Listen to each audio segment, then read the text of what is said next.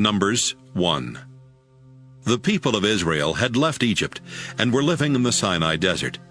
Then on the first day of the second month of the second year, Moses was in the sacred tent when the Lord said, I want you and Aaron to find out how many people are in each of Israel's clans and families, and make a list of all the men 20 years and older who are able to fight in battle. The following 12 family leaders, one from each tribe, will help you. Elizur, son of Shedeur from Reuben, Shelomiel, son of Zurishaddai from Simeon, Nahshon, son of Amminadab from Judah, Nethanel, son of Zuar from Issachar, Eliab, son of Helon from Zebulun, Elishama, son of Ammihud from Ephraim, Gamaliel, son of Pedazur from Manasseh, Abidan, son of Gideoni from Benjamin, Ahiezer, son of Ammishaddai from Dan, Pagiel, son of Ochran from Asher, Eliasaph, son of Duel from Gad, and Ahira, son of Enan from Naphtali. Moses and Aaron, together with these 12 tribal leaders, called together the people that same day. They were counted according to their clans and families. Then Moses and the others listed the names of the men 20 years and older, just as the Lord had commanded. The number of men from each tribe who were at least 20 years old and strong enough to fight in Israel's army was as follows: 46,500 from Reuben, the oldest son of Jacob; 59,300 from Simeon; 45,650 from Gad; 74,600 from Judah; 54,400 from Issachar; 57,400 from Zebulun; 40,500 from Ephraim; 32,200 from Manasseh; 35,400 from Benjamin; 62,700 from Dan; 41,500 from Asher; 53,400 from Naphtali. The total number of men registered by Moses, Aaron, and the 12 leaders was 603,550. But those from the Levi tribe were not included, because the Lord had said to Moses, When you count the Israelites, do not include those from the Levi tribe. Instead, give them the job of caring for the sacred tent, its furnishings, and the objects used for worship. They will camp around the tent, and whenever you move, they will take it down, carry it to the new camp, and set it up again. Anyone else who tries to go near it must be put to death. The rest of the Israelites will camp in their own groups and under their own banners, but the Levites will camp around the sacred tent to make sure that no one goes near it and makes me furious with the Israelites. The people of Israel did everything the Lord had commanded. Numbers 2. The Lord told Moses and Aaron how the Israelites should arrange their camp. Each tribe must set up camp under its own banner and under the flags of its ancestral families. These camps will be arranged around the sacred tent, but not close to it. Judah and the tribes that march with it must set up camp on the east side of the sacred tent under their own banner. The 74,600 troops of the tribe of Judah will be arranged by divisions and led by Nahshon, son of Amminadab. On one side of Judah will be the tribe of Issachar, with Nethanel, son of Zuar, as the leader of its 54,000 troops. On the other side will be the tribe of Zebulun, with Eliab, son of Helon, as the leader of its 57,400 troops. These 186,400 troops will march into battle first. Reuben and the tribes that march with it must set up camp on the south side of the sacred tent, under their own banner. The 46,500 troops of the tribe of Reuben will be arranged by divisions and led by Elizur, son of Shedeur. On one side of Reuben will be the tribe of Simeon, with Shelomiel, son of Zurishaddai, as the leader of its 59,300 troops. On the other side will be the tribe of Gad, with Eliasaph, son of Duel, as the leader of its 45,650 troops. These 151,450 troops will march into battle second. Marching behind Reuben will be the Levites, arranged in groups just as they are camped. They will carry the sacred tent and their own banners. Ephraim and the tribes that march with it must set up camp on the west side of the sacred tent under their own banner. The 40,500 troops of the tribe of Ephraim will be arranged by divisions and led by Elishama son of Ammihud. On one side of Ephraim will be the tribe of Manasseh, with Gamaliel son of Pedazur as the leader of its 32,200 troops. On the other side will be the tribe of Benjamin, with Abidan son of Gideoni as the leader of its 35,400 troops. These 108,100 troops will march into battle third. Dan and the tribes that march with it must set up camp on the north side of the sacred tent, under their own banner. The 62,700 troops of the tribe of Dan will be arranged by divisions and led by Ahiezer son of Ammishaddai. On one side of Dan will be the tribe of Asher, with Pagiel son of Ochram as the leader of its 41,500 troops. On the other side will be the tribe of Naphtali, with Ahira son of Enan as the leader of its 53,400 troops. These 157,600 troops will march into battle last. So all the Israelites in the camp were counted according to their ancestral families. The troops were arranged by divisions and totaled 603,550.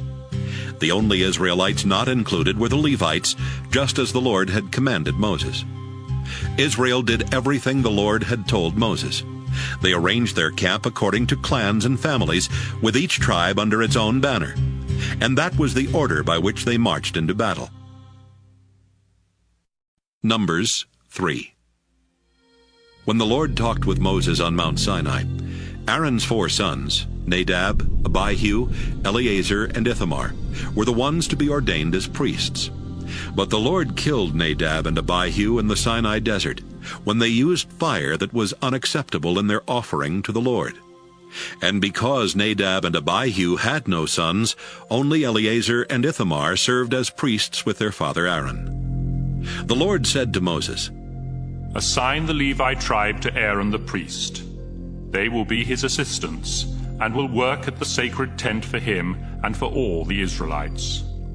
The Levites will serve the community by being responsible for the furnishings of the tent.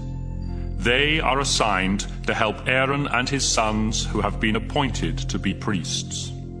Anyone else who tries to perform the duties of a priest must be put to death. Moses, I have chosen these Levites from all Israel, and they will belong to me in a special way. When I killed the firstborn sons of the Egyptians, I decided that the firstborn sons in every Israelite family and the firstborn males of their flocks and herds would be mine. But now I accept these Levites in place of the firstborn sons of the Israelites."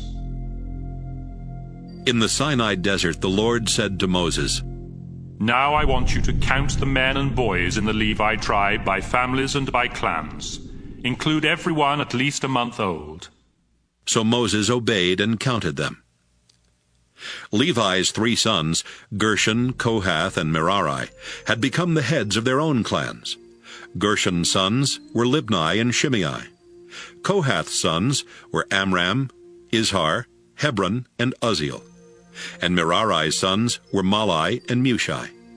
These were the sons and grandsons of Levi, and they had become the leaders of the Levite clans. The 2 Gershon clans were the Libnites and the Shimeites, and they had 7,500 men and boys at least 1 month old. The Gershonites were to camp on the west side of the sacred tent, under the leadership of Eliasaph son of Lael. Their duties at the tent included taking care of the tent itself, along with its outer covering, the curtain for the entrance, the curtains hanging inside the courtyard around the tent, as well as the curtain and ropes for the entrance to the courtyard and its altar. The Gershonites were responsible for setting these things up and taking them down. The 4 Kohath clans were the Amramites, the Izharites, Hebronites, and the Uzzielites, and they had 8,600 men and boys at least 1 month old. The Kohathites were to camp on the south side of the sacred tent, under the leadership of Elizaphan son of Uzziel. Their duties at the tent included taking care of the sacred chest, the table for the sacred bread, the lampstand, the altars, the objects used for worship, and the curtain in front of the most holy place. The Kohathites were responsible for setting these things up and taking them down. Eleazar, son of Aaron, was the head of the Levite leaders, and he made sure that the work at the sacred tent was done. The two Merari clans were the Mahlites and the Mushites, and they had 6,200 men and boys at least 1 month old. The Merarites were to camp on the north side of the sacred tent, under the leadership of Zuriel, son of Abihail. Their duties included taking care of the tent frames and the pieces that held the tent up, the bars, the posts, the stands, and its other equipment. They were also in charge of the posts that supported the courtyard, as well as their stands, tent pegs, and ropes. The Merari clans were responsible for setting these things up and taking them down. Moses, Aaron, and his sons were to camp in front of the sacred tent, on the east side, and to make sure that the Israelites worshipped in the proper way.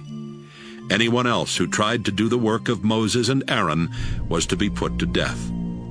So Moses and Aaron obeyed the Lord and counted the Levites by their clans. The total number of Levites, at least 1 month old, was 22,000. The Lord said to Moses, "Make a list and count the firstborn sons at least 1 month old in each of the Israelite families. They belong to me, but I will accept the Levites as substitutes for them, and I will accept the Levites' livestock as substitutes for the Israelites' firstborn livestock." Moses obeyed the Lord and counted the firstborn sons. There were 22,273 of them. Then the Lord said, "The Levites will belong to me and will take the place of the firstborn sons. Their livestock will take the place of the Israelites' firstborn livestock. But since there are more firstborn sons than Levites, the extra 273 men and boys must be bought back from me. For each one, you are to collect 5 pieces of silver, weighed according to the official standards. This money must then be given to Aaron and his sons." Moses collected the silver from the extra 273 firstborn men and boys, and it amounted to 1,365 pieces of silver, weighed according to the official standards. Then he gave it to Aaron and his sons, just as the Lord had commanded. Numbers 4.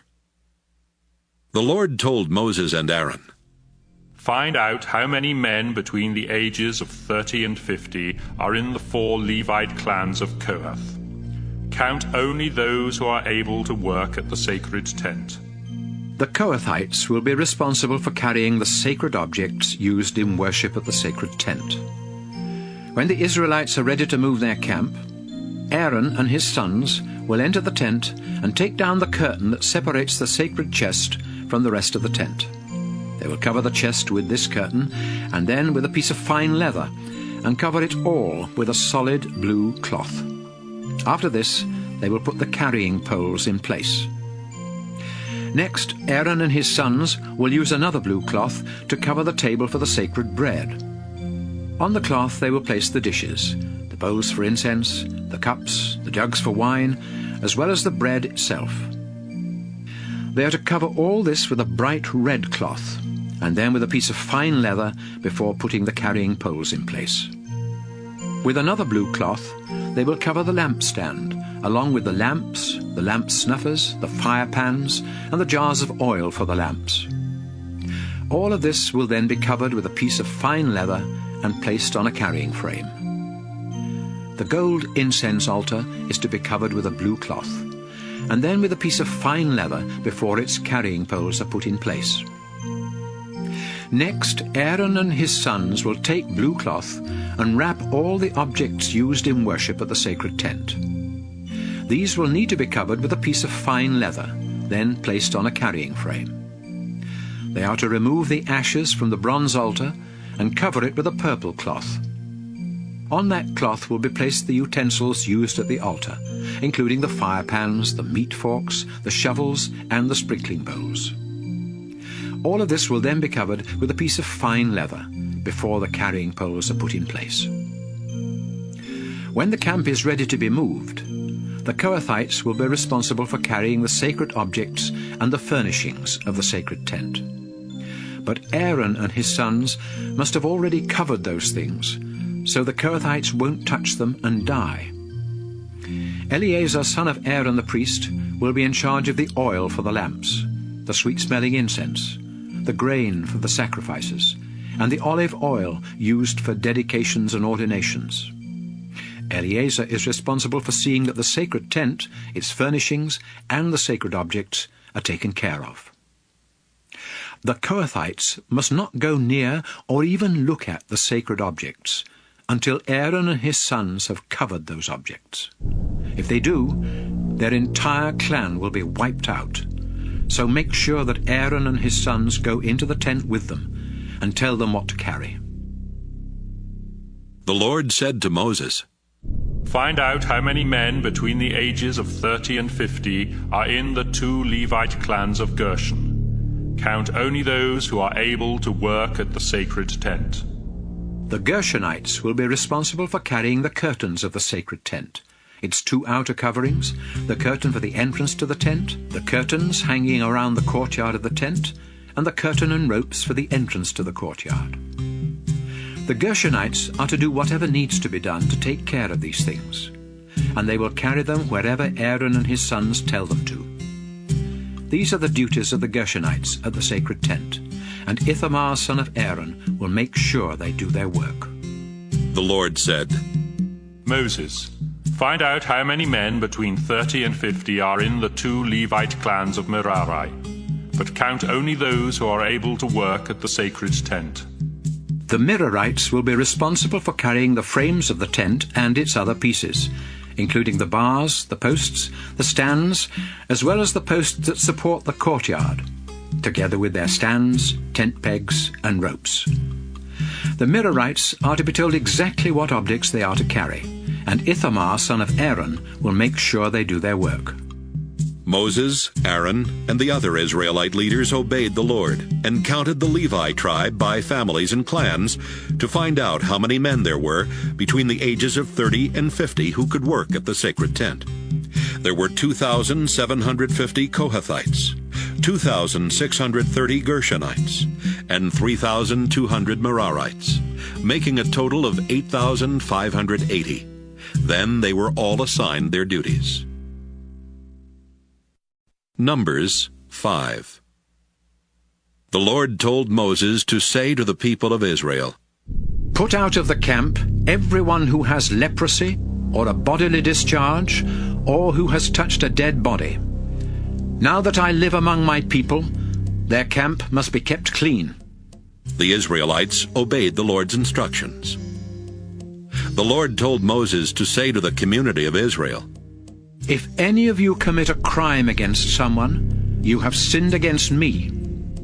You must confess your guilt and pay the victim in full for whatever damage has been done, plus a fine of 20%. If the victim has no relative who can accept this money, it belongs to me and will be paid to the priest.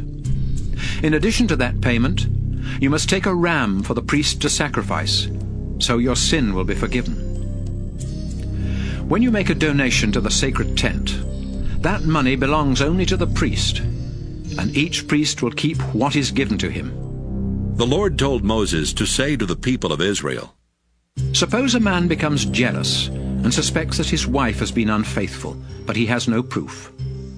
He must take his wife to the priest, together with 2 pounds of ground barley, as an offering to find out if she is guilty. No olive oil or incense is to be put on that offering. The priest is to have the woman stand at my altar, where he will pour sacred water into a clay jar and stir in some dust from the floor of the sacred tent. Next, he will remove her veil, then hand her the barley offering and say, If you have been faithful to your husband, this water won't harm you. But if you have been unfaithful, it will bring down the Lord's curse. You will never be able to give birth to a child, and everyone will curse your name. Then the woman will answer, If I am guilty, let it happen just as you say. The priest will write these curses on special paper and wash them off into the bitter water, so that when the woman drinks this water, the curses will enter her body. He will take the barley offering from her and lift it up in dedication to me, the Lord. Then he will place it on my altar and burn part of it as a sacrifice. After that, the woman must drink the bitter water. If the woman has been unfaithful, the water will immediately make her unable to have children, and she will be a curse among her people. But if she is innocent, her body will not be harmed, and she will still be able to have children. This is the ceremony that must take place at my altar when a husband suspects that his wife has been unfaithful. The priest must have the woman stand in my presence and carefully follow these instructions. If the husband is wrong, he will not be punished, but if his wife is guilty, she will be punished. Numbers 6. The Lord told Moses to say to the people of Israel, If any of you want to dedicate yourself to me by vowing to become a Nazirite, you must no longer drink any wine or beer or use any kind of vinegar. Don't drink grape juice or eat grapes or raisins, not even the seeds or skins. Even the hair of a Nazirite is sacred to me, and as long as you are a Nazirite, you must never cut your hair. During the time that you are a Nazirite, you must never go close to a dead body, not even that of your father, mother, brother, or sister. That would make you unclean. Your hair is the sign that you are dedicated to me, so remain holy. If someone suddenly dies near you, your hair is no longer sacred, and you must shave it 7 days later during the ceremony to make you clean. Then on the next day, bring 2 doves or 2 pigeons to the priest at the sacred tent. He will offer one of the birds as a sacrifice for sin, and the other as a sacrifice to please me. You will then be forgiven for being too near a dead body, and your hair will again become sacred. But the dead body made you unacceptable, so you must make another vow to become a Nazirite and be dedicated once more. Finally, a year-old ram must be offered as the sacrifice to make things right. When you have completed your promised time of being a Nazirite, go to the sacred tent and offer 3 animals that have nothing wrong with them: a year-old ram as a sacrifice to please me, a year-old female lamb as a sacrifice for sin, and a full-grown ram as a sacrifice to ask my blessing. Wine offerings and grain sacrifices must also be brought with these animals. Finally, you are to bring a basket of bread made with your finest flour and olive oil, but without yeast. Also bring some thin wafers brushed with oil. The priest will take these gifts to my altar and offer them, so that I will be pleased and will forgive you. Then he will sacrifice the ram and offer the wine, grain, and bread. After that, you will stand at the entrance to the sacred tent, shave your head, and put the hair in the fire where the priest has offered the sacrifice to ask my blessing. Once the meat from the ram's shoulder has been boiled, the priest will take it, along with 1 loaf of bread and 1 wafer brushed with oil, and give them to you. You will hand them back to the priest, who will lift them up in dedication to me. Then he can eat the meat from the ram's shoulder, its choice ribs, and its hind leg, because this is his share of the sacrifice. After this, you will no longer be a Nazirite, and will be free to drink wine. These are the requirements for Nazirites. However, if you can afford to offer more, you must do so. The Lord told Moses, When Aaron and his sons bless the people of Israel, they must say, I pray that the Lord will bless and protect you, and that he will show you mercy and kindness. May the Lord be good to you and give you peace. Then the Lord said, If Aaron and his sons ask me to bless the Israelites, I will give them my blessing. Numbers 7. When Moses had finished setting up the sacred tent, he dedicated it to the Lord, together with its furnishings, the altar, and its equipment. Then the 12 tribal leaders of Israel, the same men who had been in charge of counting the people, came to the tent with gifts for the Lord. They brought 6 strong carts and 12 oxen, 1 ox from each leader, and a cart from every 2. The Lord said to Moses, "Accept these gifts, so the Levites can use them here at the sacred tent, for carrying the sacred things."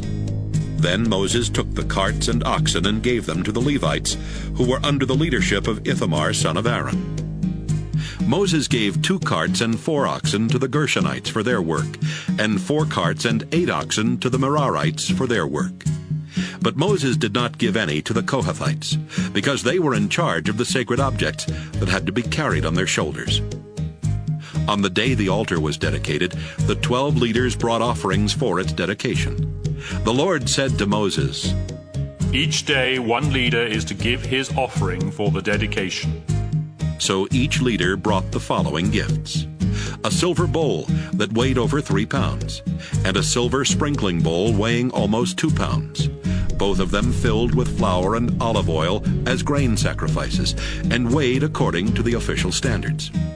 A small gold dish filled with incense, a young bull, a full-grown ram, and a year-old ram as sacrifices to please the Lord, a goat as a sacrifice for sin, and 2 bulls, 5 full-grown rams, 5 goats, and 5 rams a year old as sacrifices to ask the Lord's blessing.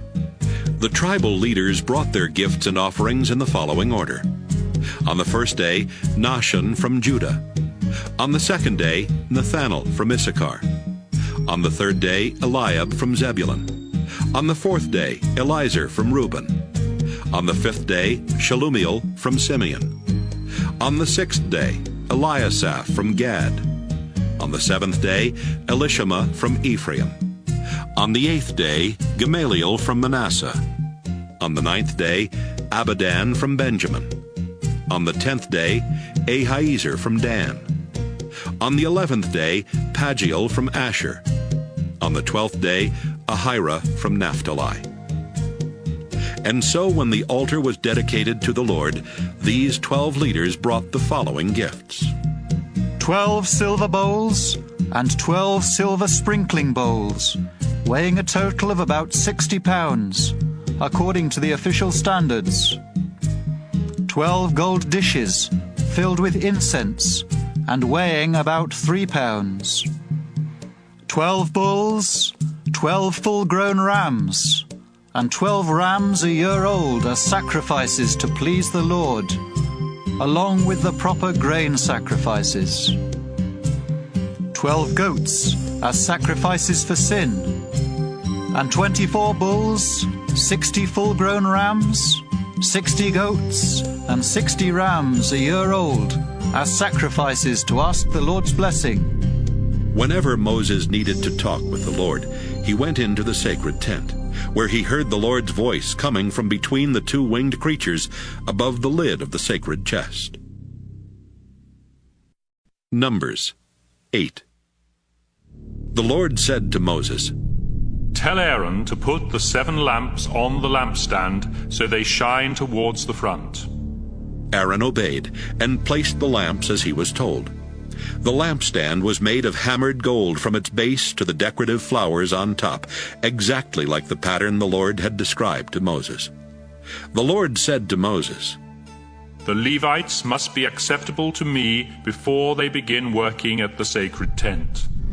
So separate them from the rest of the Israelites, and sprinkle them with the water that washes away their sins. Then have them shave their entire bodies and wash their clothes. They are to bring a bull and its proper grain sacrifice of flour mixed with olive oil, and they must bring a second bull as a sacrifice for sin. Then you, Moses, will call together all the people of Israel and have the Levites go to my sacred tent, where the people will place their hands on them. Aaron will present the Levites to me as a gift from the people, so that the Levites will do my work. After this, the Levites are to place their hands on the heads of the bulls, Then one of the bulls will be sacrificed for the forgiveness of sin, and the other to make sure that I am pleased. The Levites will stand at my altar in front of Aaron and his sons, who will then dedicate the Levites to me. This ceremony will show that the Levites are different from the other Israelites and belong to me in a special way. After they have been made acceptable and have been dedicated, they will be allowed to work at my sacred tent. They are mine and will take the place of the firstborn Israelite sons. When I killed the oldest sons of the Egyptians, I decided that the firstborn sons in each Israelite family would be mine, as well as every firstborn male from their flocks and herds. But now I have chosen these Levites as substitutes for the firstborn sons, and I have given them as gifts to Aaron and his sons to serve at the sacred tent. I will hold them responsible for what happens to anyone who gets too close to the sacred tent. Moses, Aaron, and the other Israelites made sure that the Levites did everything the Lord had commanded. The Levites sprinkled themselves with the water of forgiveness and washed their clothes. Then Aaron brought them to the altar and offered sacrifices to forgive their sins and make them acceptable to the Lord.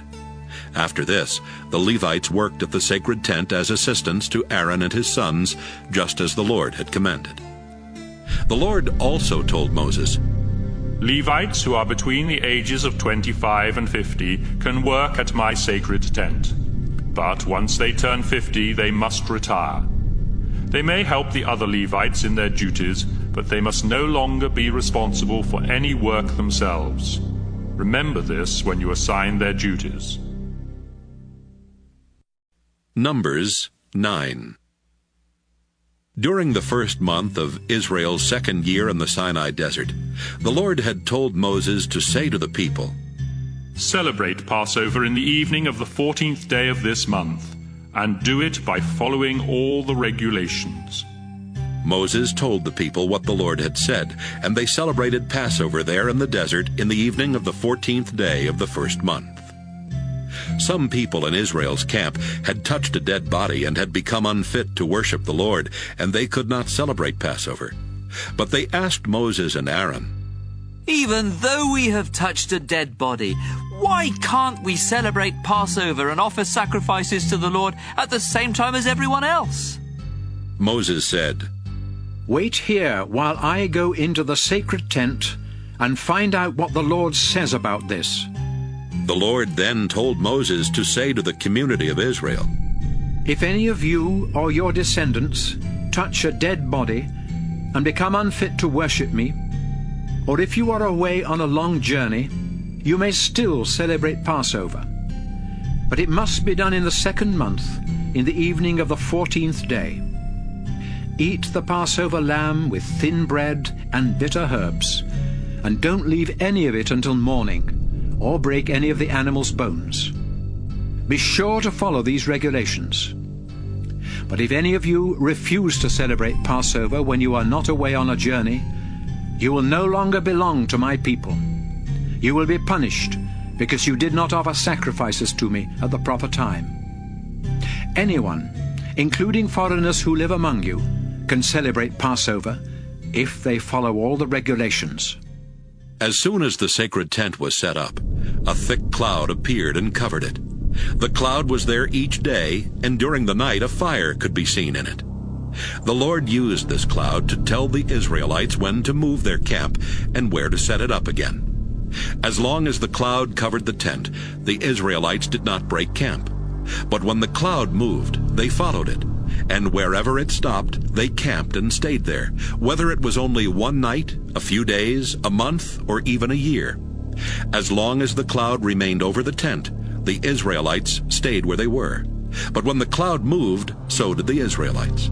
They obeyed the Lord's commands and went wherever he directed Moses. Numbers 10. The Lord told Moses, Have someone make 2 trumpets out of hammered silver. These will be used to call the people together and to give the signal for moving your camp. If both trumpets are blown, everyone is to meet with you at the entrance to the sacred tent. But if just one is blown, only the 12 tribal leaders need to come together. Give a signal on a trumpet when it is time to break camp. The first blast will be the signal for the tribes camped on the east side, and the second blast will be the signal for those on the south. But when you want everyone to come together, sound a different signal on the trumpet. The priests of Aaron's family will be the ones to blow the trumpets, and this law will never change. Whenever you go into battle against an enemy attacking your land, give a warning signal on the trumpets. Then I, the Lord, will hear it and rescue you. During the celebration of the New Moon Festival and other religious festivals, sound the trumpets while you offer sacrifices. This will be a reminder that I am the Lord your God. On the 12th day of the second month of that same year, the cloud over the sacred tent moved on. So the Israelites broke camp and left the Sinai desert. And sometime later, the cloud stopped in the Paran desert. This was the first time the Lord had told Moses to command the people of Israel to move on. Judah and the tribes that camped alongside it marched out first, carrying their banner. Nahshon, son of Amminadab, was the leader of the Judah tribe. Nathaniel, son of Zuar, was the leader of the Issachar tribe. And Eliab, son of Helon, was the leader of the Zebulun tribe. The sacred tent had been taken down, and the Gershonites and the Merarites carried it, marching behind the Judah camp. Reuben and the tribes that camped alongside it marched out second, carrying their banner. Elizur, son of Shedeur, was the leader of the Reuben tribe. Shelumiel, son of Zurishaddai, was the leader of the Simeon tribe. And Eliasaph, son of Deuel, was the leader of the Gad tribe. Next were the Kohathites, carrying the objects for the sacred tent, which was to be set up before they arrived at the new camp. Ephraim and the tribes that camped alongside it marched next, carrying their banner. Elishama, son of Ammihud, was the leader of the Ephraim tribe. Gamaliel, son of Pedazur, was the leader of the Manasseh tribe. And Abidan, son of Gideoni, was the leader of the Benjamin tribe. Dan and the tribes that camped alongside it were to protect the Israelites against an attack from behind, and so they marched last, carrying their banner. Ahiezer, son of Ammishaddai, was the leader of the tribe of Dan. Pagiel, son of Ochran, was the leader of the Asher tribe. And Ahira, son of Enan, was the leader of the Naphtali tribe. This was the order in which the Israelites marched each time they moved their camp. Hobab the Midianite, the father-in-law of Moses, was there. And Moses said to him, We're leaving for the place the Lord has promised us. He has said that all will go well for us. So come along, and we will make sure that all goes well for you. No, I won't go, Hobab answered. I'm returning home to be with my own people. Please go with us. Moses said. You can be our guide, because you know the places to camp in the desert. Beside that, if you go, we will give you a share of the good things the Lord gives us. The people of Israel began their journey from Mount Sinai. They traveled 3 days, and the Levites who carried the sacred chest led the way, so the Lord could show them where to camp. And the cloud always stayed with them. Each day as the Israelites began their journey, Moses would pray, Our Lord, defeat your enemies and make them run. And when they stopped to set up camp, he would pray, Our Lord, stay close to Israel's thousands and thousands of people. Numbers 11. One day, the Israelites started complaining about their troubles. The Lord heard them and became so angry that he destroyed the outer edges of their camp with fire. When the people begged Moses to help, he prayed, and the fire went out. They named the place Burning, because in his anger the Lord had set their camp on fire. One day, some worthless foreigners among the Israelites became greedy for food, and even the Israelites themselves began moaning. We don't have any meat. In Egypt, we could eat all the fish we wanted, and there were cucumbers, melons, onions, and garlic. But we're starving out here, and the only food we have is this manna. The manna was like small whitish seeds, and tasted like something baked with sweet olive oil. It appeared at night with the dew. In the morning, the people would collect the manna, grind or crush it into flour, then boil it and make it into thin wafers. The Israelites stood around their tents complaining. Moses heard them and was upset that they had made the Lord angry. He prayed, I am your servant, Lord, so why are you doing this to me? What have I done to deserve this? You made me responsible for all these people, but they're not my children. You told me to nurse them along and to carry them to the land you promised their ancestors. They keep whining for meat, but where can I get meat for them? This job is too much for me. How can I take care of all these people by myself? If this is the way you're going to treat me, just kill me now and end my miserable life. The Lord said to Moses, Choose 70 of Israel's respected leaders and go with them to the sacred tent. While I am talking with you there, I will give them some of your authority, so they can share responsibility for my people. You will no longer have to care for them by yourself. As for the Israelites, I have heard them complaining about not having meat and about being better off in Egypt. So tell them to make themselves acceptable to me, because tomorrow they will have meat. In fact, they will have meat day after day for a whole month, not just a few days or even 10 or 20. They turned against me and wanted to return to Egypt. Now they will eat meat until they get sick of it. Moses replied, At least 600,000 grown men are here with me. How can you say there will be enough meat to feed them and their families for a whole month? Even if we butchered all of our sheep and cattle or caught every fish in the sea, we wouldn't have enough to feed them. The Lord answered, I can do anything. Watch, and you'll see my words come true. Moses told the people what the Lord had said. Then he chose 70 respected leaders and went with them to the sacred tent. While the leaders stood in a circle around the tent, Moses went inside, and the Lord spoke with him. Then the Lord took some authority from Moses and gave it to the 70 leaders.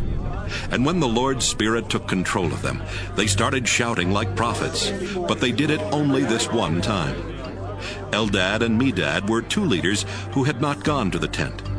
But when the Spirit took control of them, they began shouting like prophets right there in camp.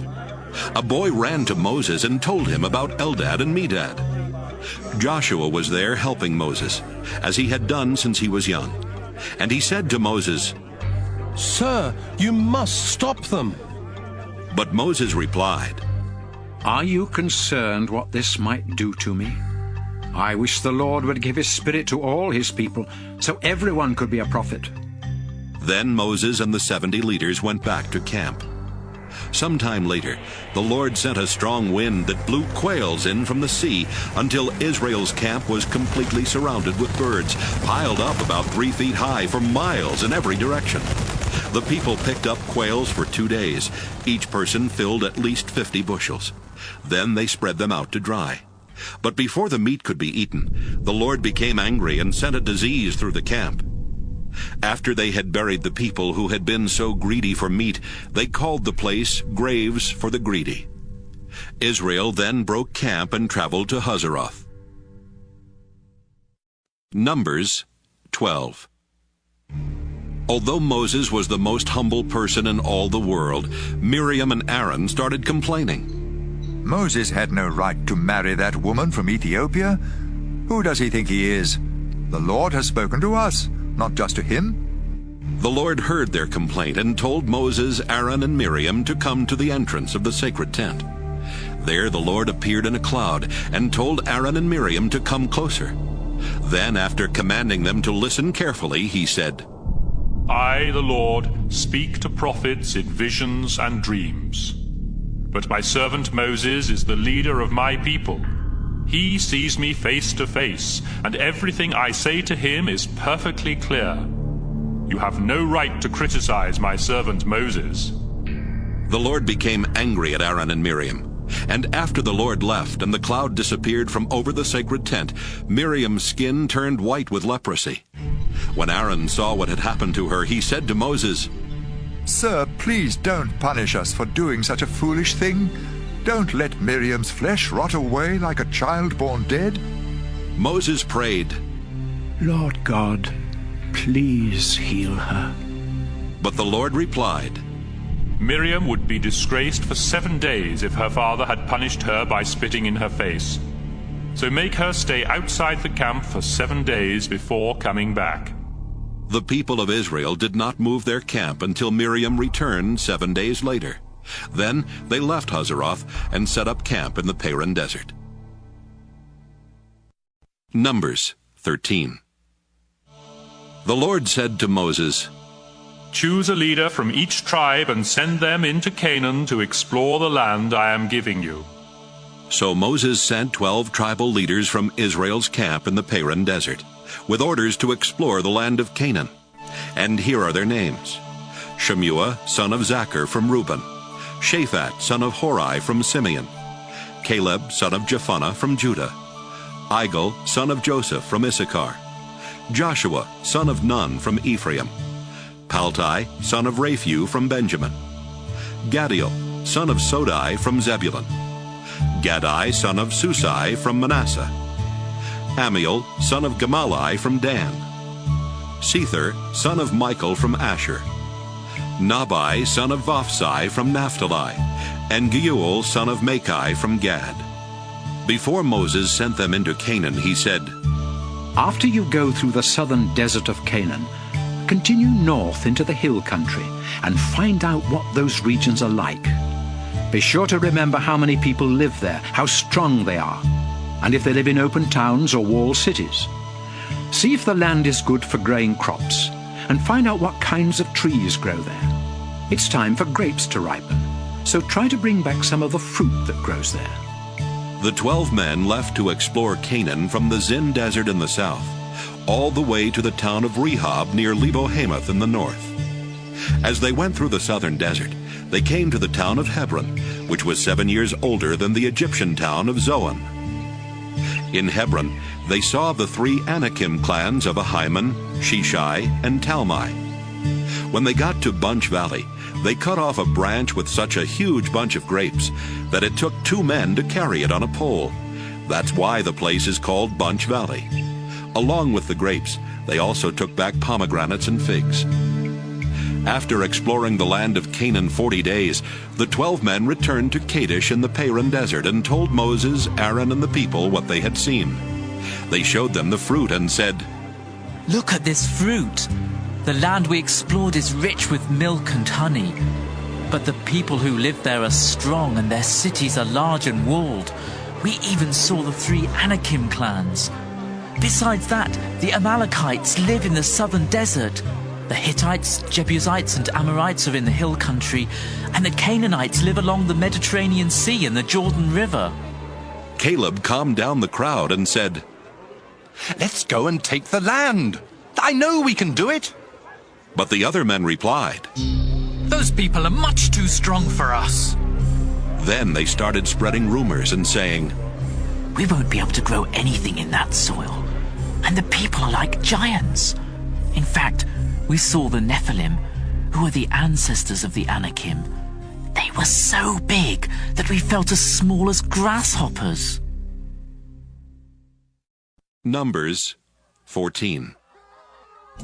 After the Israelites heard the report from the 12 men who had explored Canaan, the people cried all night and complained to Moses and Aaron.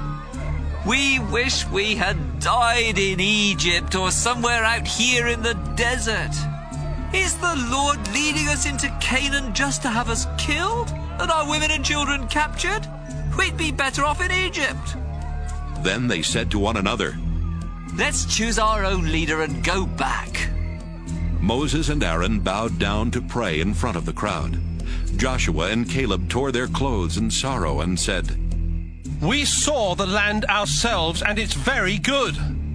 If we obey the Lord, he will surely give us that land rich with milk and honey. So don't rebel. We have no reason to be afraid of the people who live there. The Lord is on our side, and they won't stand a chance against us.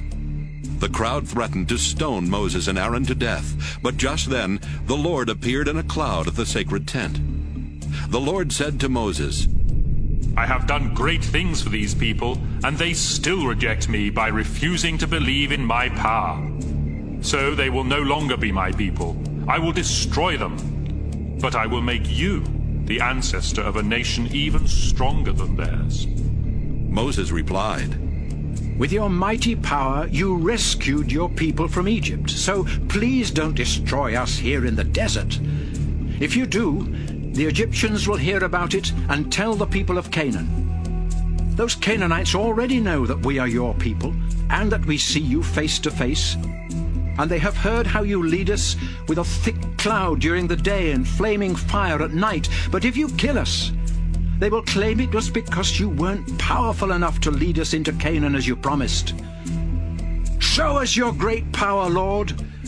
You promised that you love to show mercy and kindness, and you said that you are very patient, but that you will punish everyone guilty of doing wrong, not only them, but their children and grandchildren as well. You are merciful, and you treat people better than they deserve. So please forgive these people, just as you have forgiven them ever since they left Egypt. Then the Lord said to Moses, In answer to your prayer, I do forgive them. But as surely as I live and my power has no limit, I swear that not one of these Israelites will enter the land I promised to give their ancestors. These people have seen my power in Egypt and in the desert, but they will never see Canaan. They have disobeyed and tested me too many times. But my servant Caleb isn't like the others. So, because he has faith in me, I will allow him to cross into Canaan, and his descendants will settle there. Now listen, Moses. The Amalekites and the Canaanites live in the valleys of Canaan. And tomorrow morning you'll need to turn around and head back into the desert toward the Red Sea. The Lord told Moses and Aaron to give this message to the people of Israel. You sinful people have complained against me too many times. Now I swear by my own life that I will give you exactly what you wanted. You will die right here in the desert, and your dead bodies will cover the ground. You have insulted me, and none of you men who are over 20 years old will enter the land that I solemnly promised to give you as your own. Only Caleb and Joshua will go in. You were worried that your own children would be captured, but I, the Lord, will let them enter the land you have rejected. You will die here in the desert. Your children will wander around in this desert 40 years, suffering because of your sins, until all of you are dead. I will cruelly punish you every day for the next 40 years, 1 year for each day that the land was explored. You sinful people who ganged up against me will die here in the desert. 10 of the men sent to explore the land had brought back bad news and had made the people complain against the Lord. So he sent a deadly disease that killed those men, but he let Joshua and Caleb live. The people of Israel were very sad after Moses gave them the Lord's message. So they got up early the next morning and got ready to head toward the hill country of Canaan. They said, We were wrong to complain about the Lord. Let's go into the land that he promised us. But Moses replied, You're disobeying the Lord. Your plan won't work, so don't even try it. The Lord refuses to help you because you turned your backs on him. The Amalekites and the Canaanites are your enemies, and they will attack and defeat you. But the Israelites ignored Moses and marched toward the hill country, even though the sacred chest and Moses did not go with them. The Amalekites and the Canaanites came down from the hill country, defeated the Israelites, and chased them as far as the town of Hormah. Numbers 15. The Lord told Moses to give the Israelites the following laws about offering sacrifices. Bulls or rams or goats are the animals that you may burn on the altar as sacrifices to please me. You may also offer sacrifices voluntarily, or because you made a promise, or because they are part of your regular religious ceremonies. The smell of the smoke from these sacrifices is pleasing to me. If you sacrifice a young ram or goat, you must also offer 2 pounds of your finest flour mixed with a quart of olive oil as a grain sacrifice. A quart of wine must also be poured on the altar. And if the animal is a full-grown ram, you must offer 4 pounds of flour mixed with 1.5 quarts of olive oil. 1.5 quarts of wine must also be poured on the altar. The smell of this smoke is pleasing to me. If a bull is offered as a sacrifice to please me, or to ask my blessing, you must offer 6 pounds of flour mixed with 2 quarts of olive oil. 2 quarts of wine must also be poured on the altar.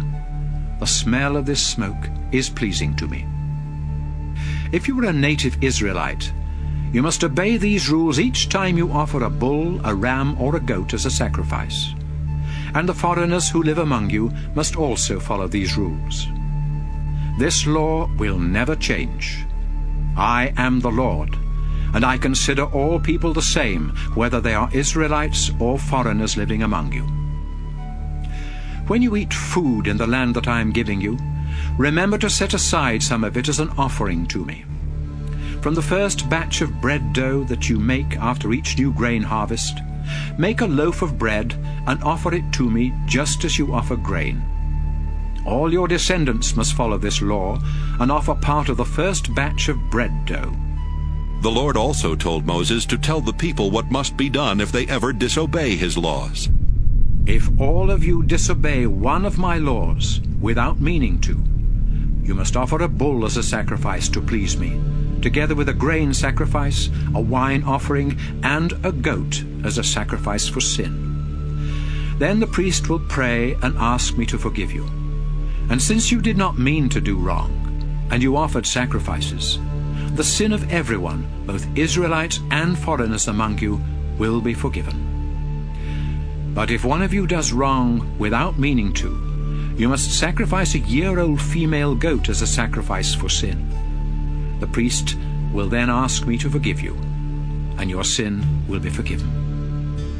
The law will be the same for anyone who does wrong without meaning to, whether an Israelite or a foreigner living among you. But if one of you does wrong on purpose, whether Israelite or foreigner, you have sinned against me by disobeying my laws. You will be sent away and will no longer live among the people of Israel. Once, while the Israelites were traveling through the desert, a man was caught gathering firewood on the Sabbath. He was taken to Moses, Aaron, and the rest of the community, but no one knew what to do with him, so he was not allowed to leave. Then the Lord said to Moses, "Tell the people to take that man outside the camp and stone him to death." So he was killed just as the Lord had commanded Moses. The Lord told Moses to say to the people of Israel, Sew tassels onto the bottom edge of your clothes, and tie a purple string to each tassel.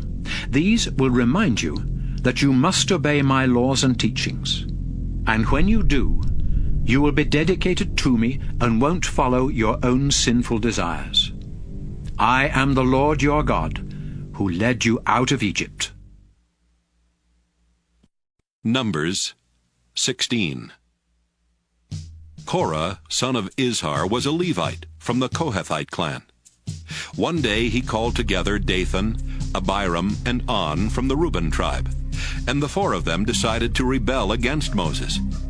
So they asked 250 respected Israelite leaders for their support, and together they went to Moses and Aaron and said, "Why do you think you're so much better than anyone else?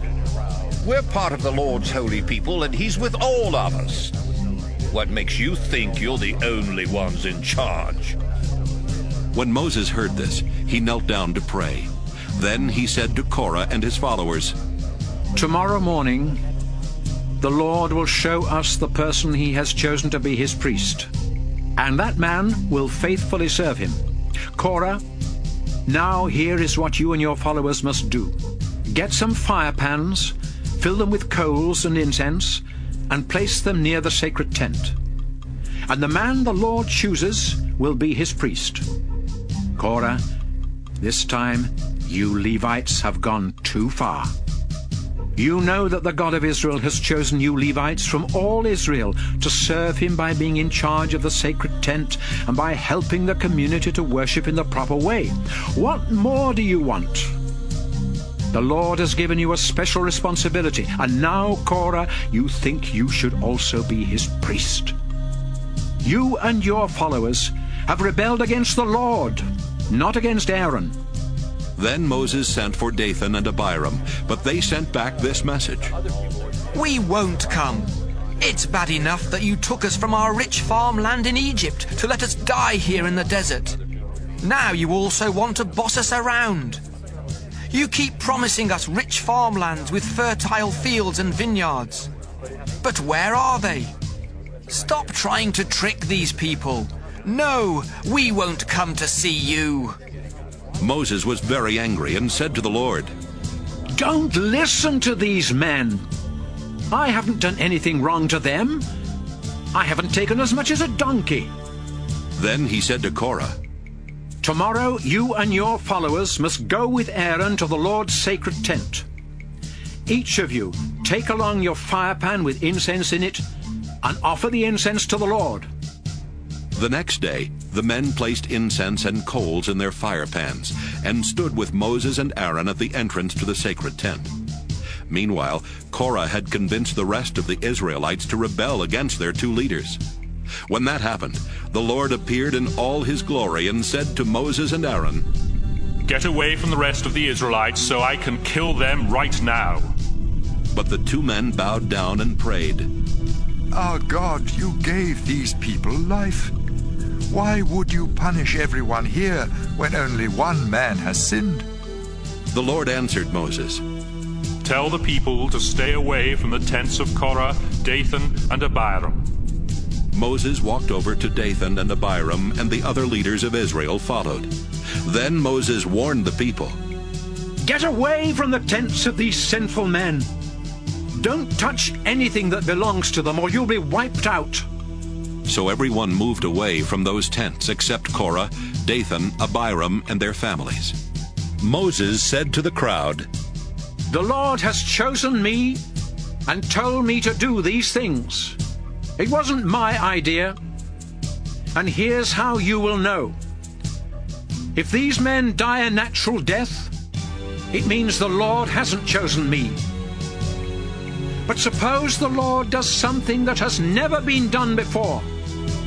For example, what if a huge crack appears in the ground, and these men and their families fall into it and are buried alive, together with everything they own? Then you will know they have turned their backs on the Lord. As soon as Moses said this, the ground under the men opened up and swallowed them alive, together with their families and everything they owned. Then the ground closed back up, and they were gone. The rest of the Israelites heard their screams, so they ran off shouting, We don't want that to happen to us. Suddenly, the Lord sent a fire that burned up the 250 men who had offered incense to him.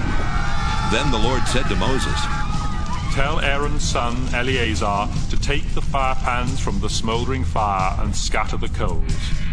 The pans are now sacred because they were used for offering incense to me. Have them hammered into a thin layer of bronze as a covering for the altar. Those men died because of their sin, and now their fire pans will become a warning for the rest of the community. Eleazar collected the pans and had them hammered into a thin layer of bronze as a covering for the altar, just as the Lord had told Moses. The pans were a warning to the Israelites that only Aaron's descendants would be allowed to offer incense to the Lord. Anyone else who tried would be punished like Korah and his followers. The next day, the people of Israel again complained against Moses and Aaron. The two of you killed some of the Lord's people. As the people crowded around them, Moses and Aaron turned toward the sacred tent, and the Lord appeared in his glory in the cloud covering the tent. So Moses and Aaron walked to the front of the tent, where the Lord said to them, Stand back! I am going to wipe out these Israelites once and for all. They immediately bowed down and prayed. Then Moses told Aaron, Grab your fire pan and fill it with hot coals from the altar. Put incense in it. Then quickly take it to where the people are and offer it to the Lord so they can be forgiven. The Lord is very angry, and the people have already started dying. Aaron did exactly what he had been told. He ran over to the crowd of people and stood between the dead bodies and the people who were still alive. He placed the incense on the pan, then offered it to the Lord, and asked him to forgive the people's sin. The disease immediately stopped spreading, and no one else died from it. But 14,700 Israelites were dead, not counting those who had died with Korah and his followers. Aaron walked back and stood with Moses at the sacred tent. Numbers 17. The Lord told Moses, Call together the 12 tribes of Israel, and tell the leader of each tribe to write his name on the walking stick he carries as a symbol of his authority.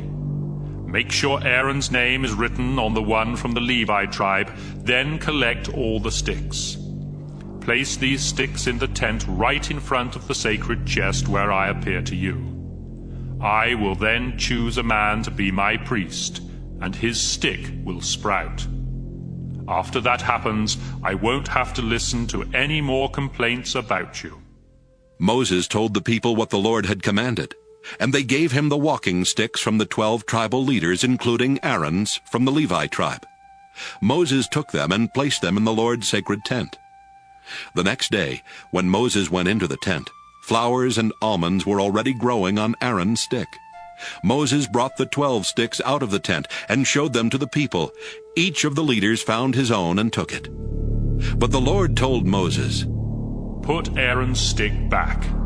Let it stay near the sacred chest as a warning to anyone who might think about rebelling. If these people don't stop their grumbling about me, I will wipe them out. Moses did what he was told.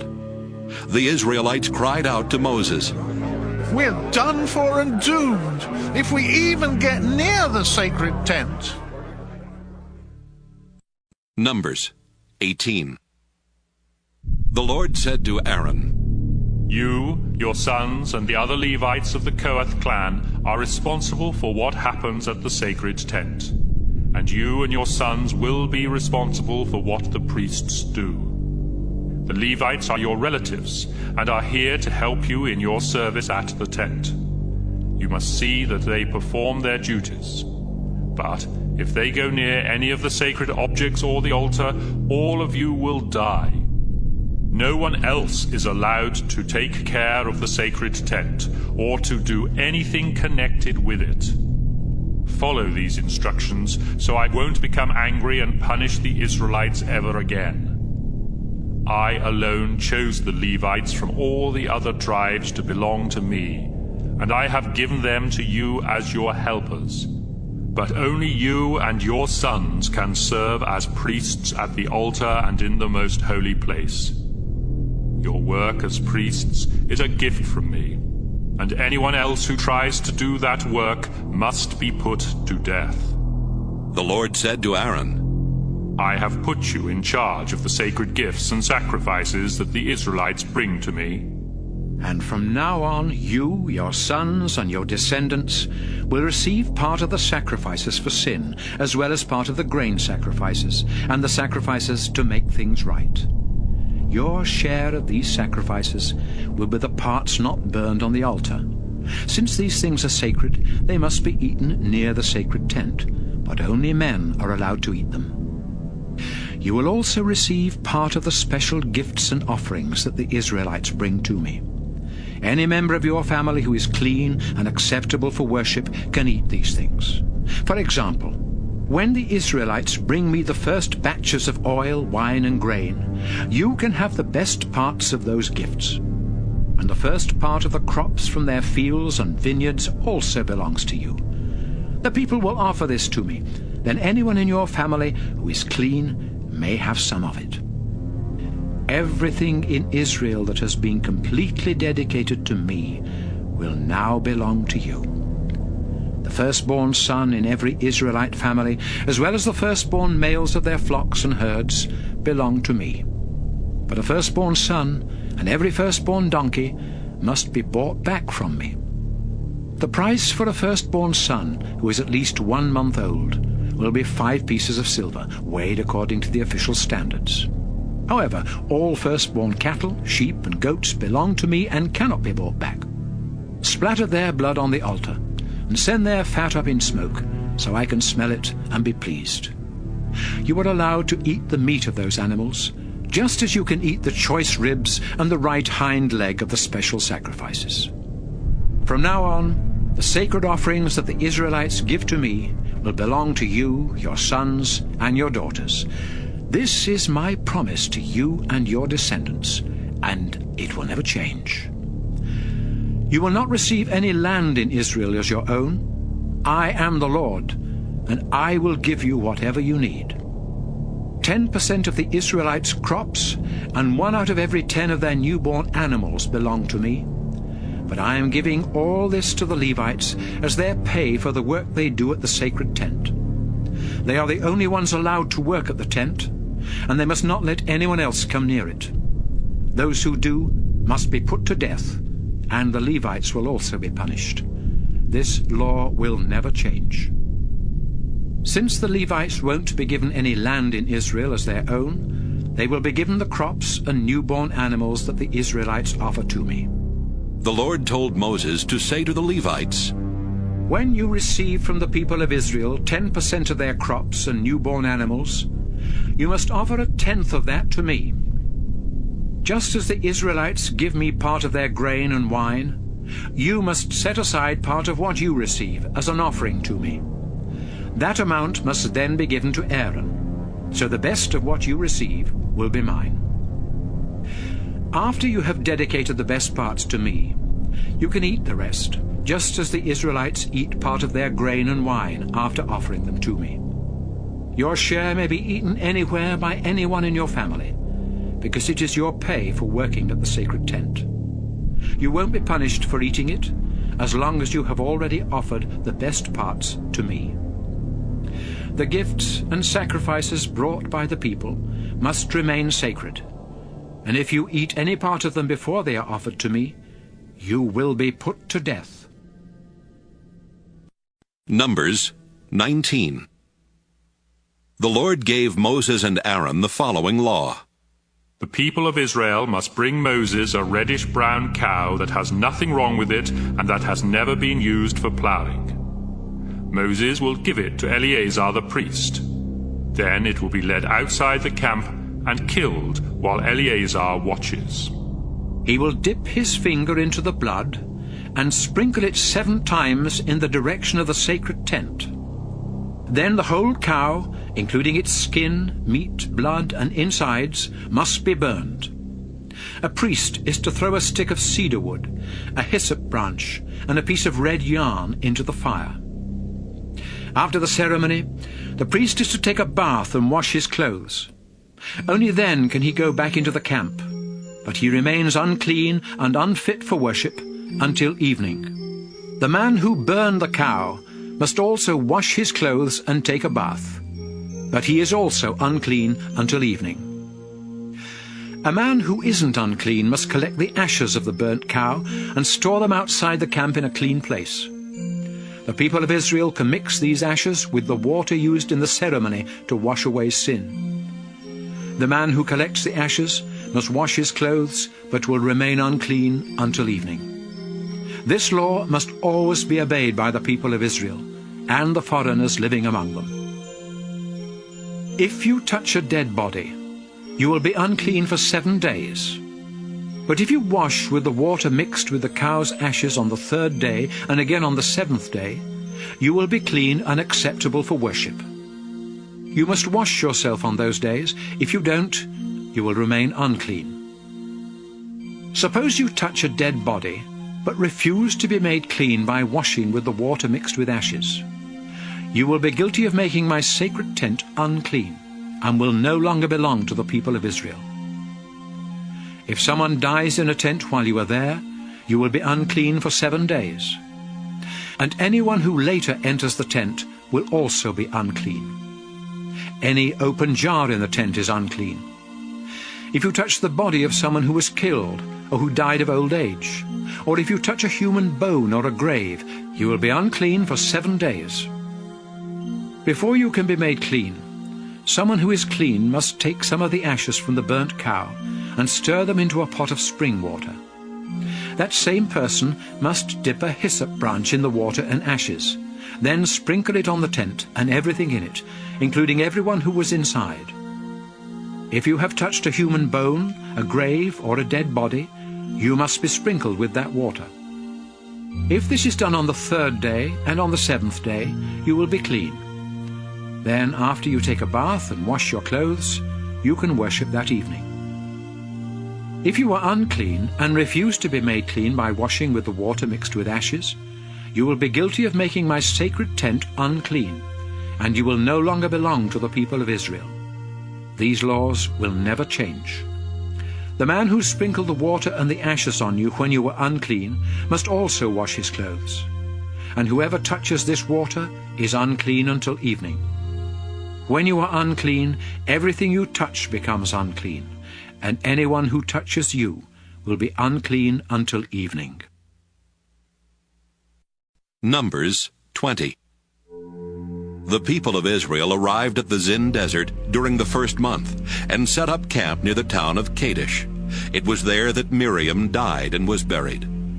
The Israelites had no water, so they went to Moses and Aaron and complained. Moses, we'd be better off if we had died along with the others in front of the Lord's sacred tent. You brought us into this desert, and now we and our livestock are going to die. Egypt was better than this horrible place. At least there we had grain and figs and grapevines and pomegranates. But now we don't even have any water.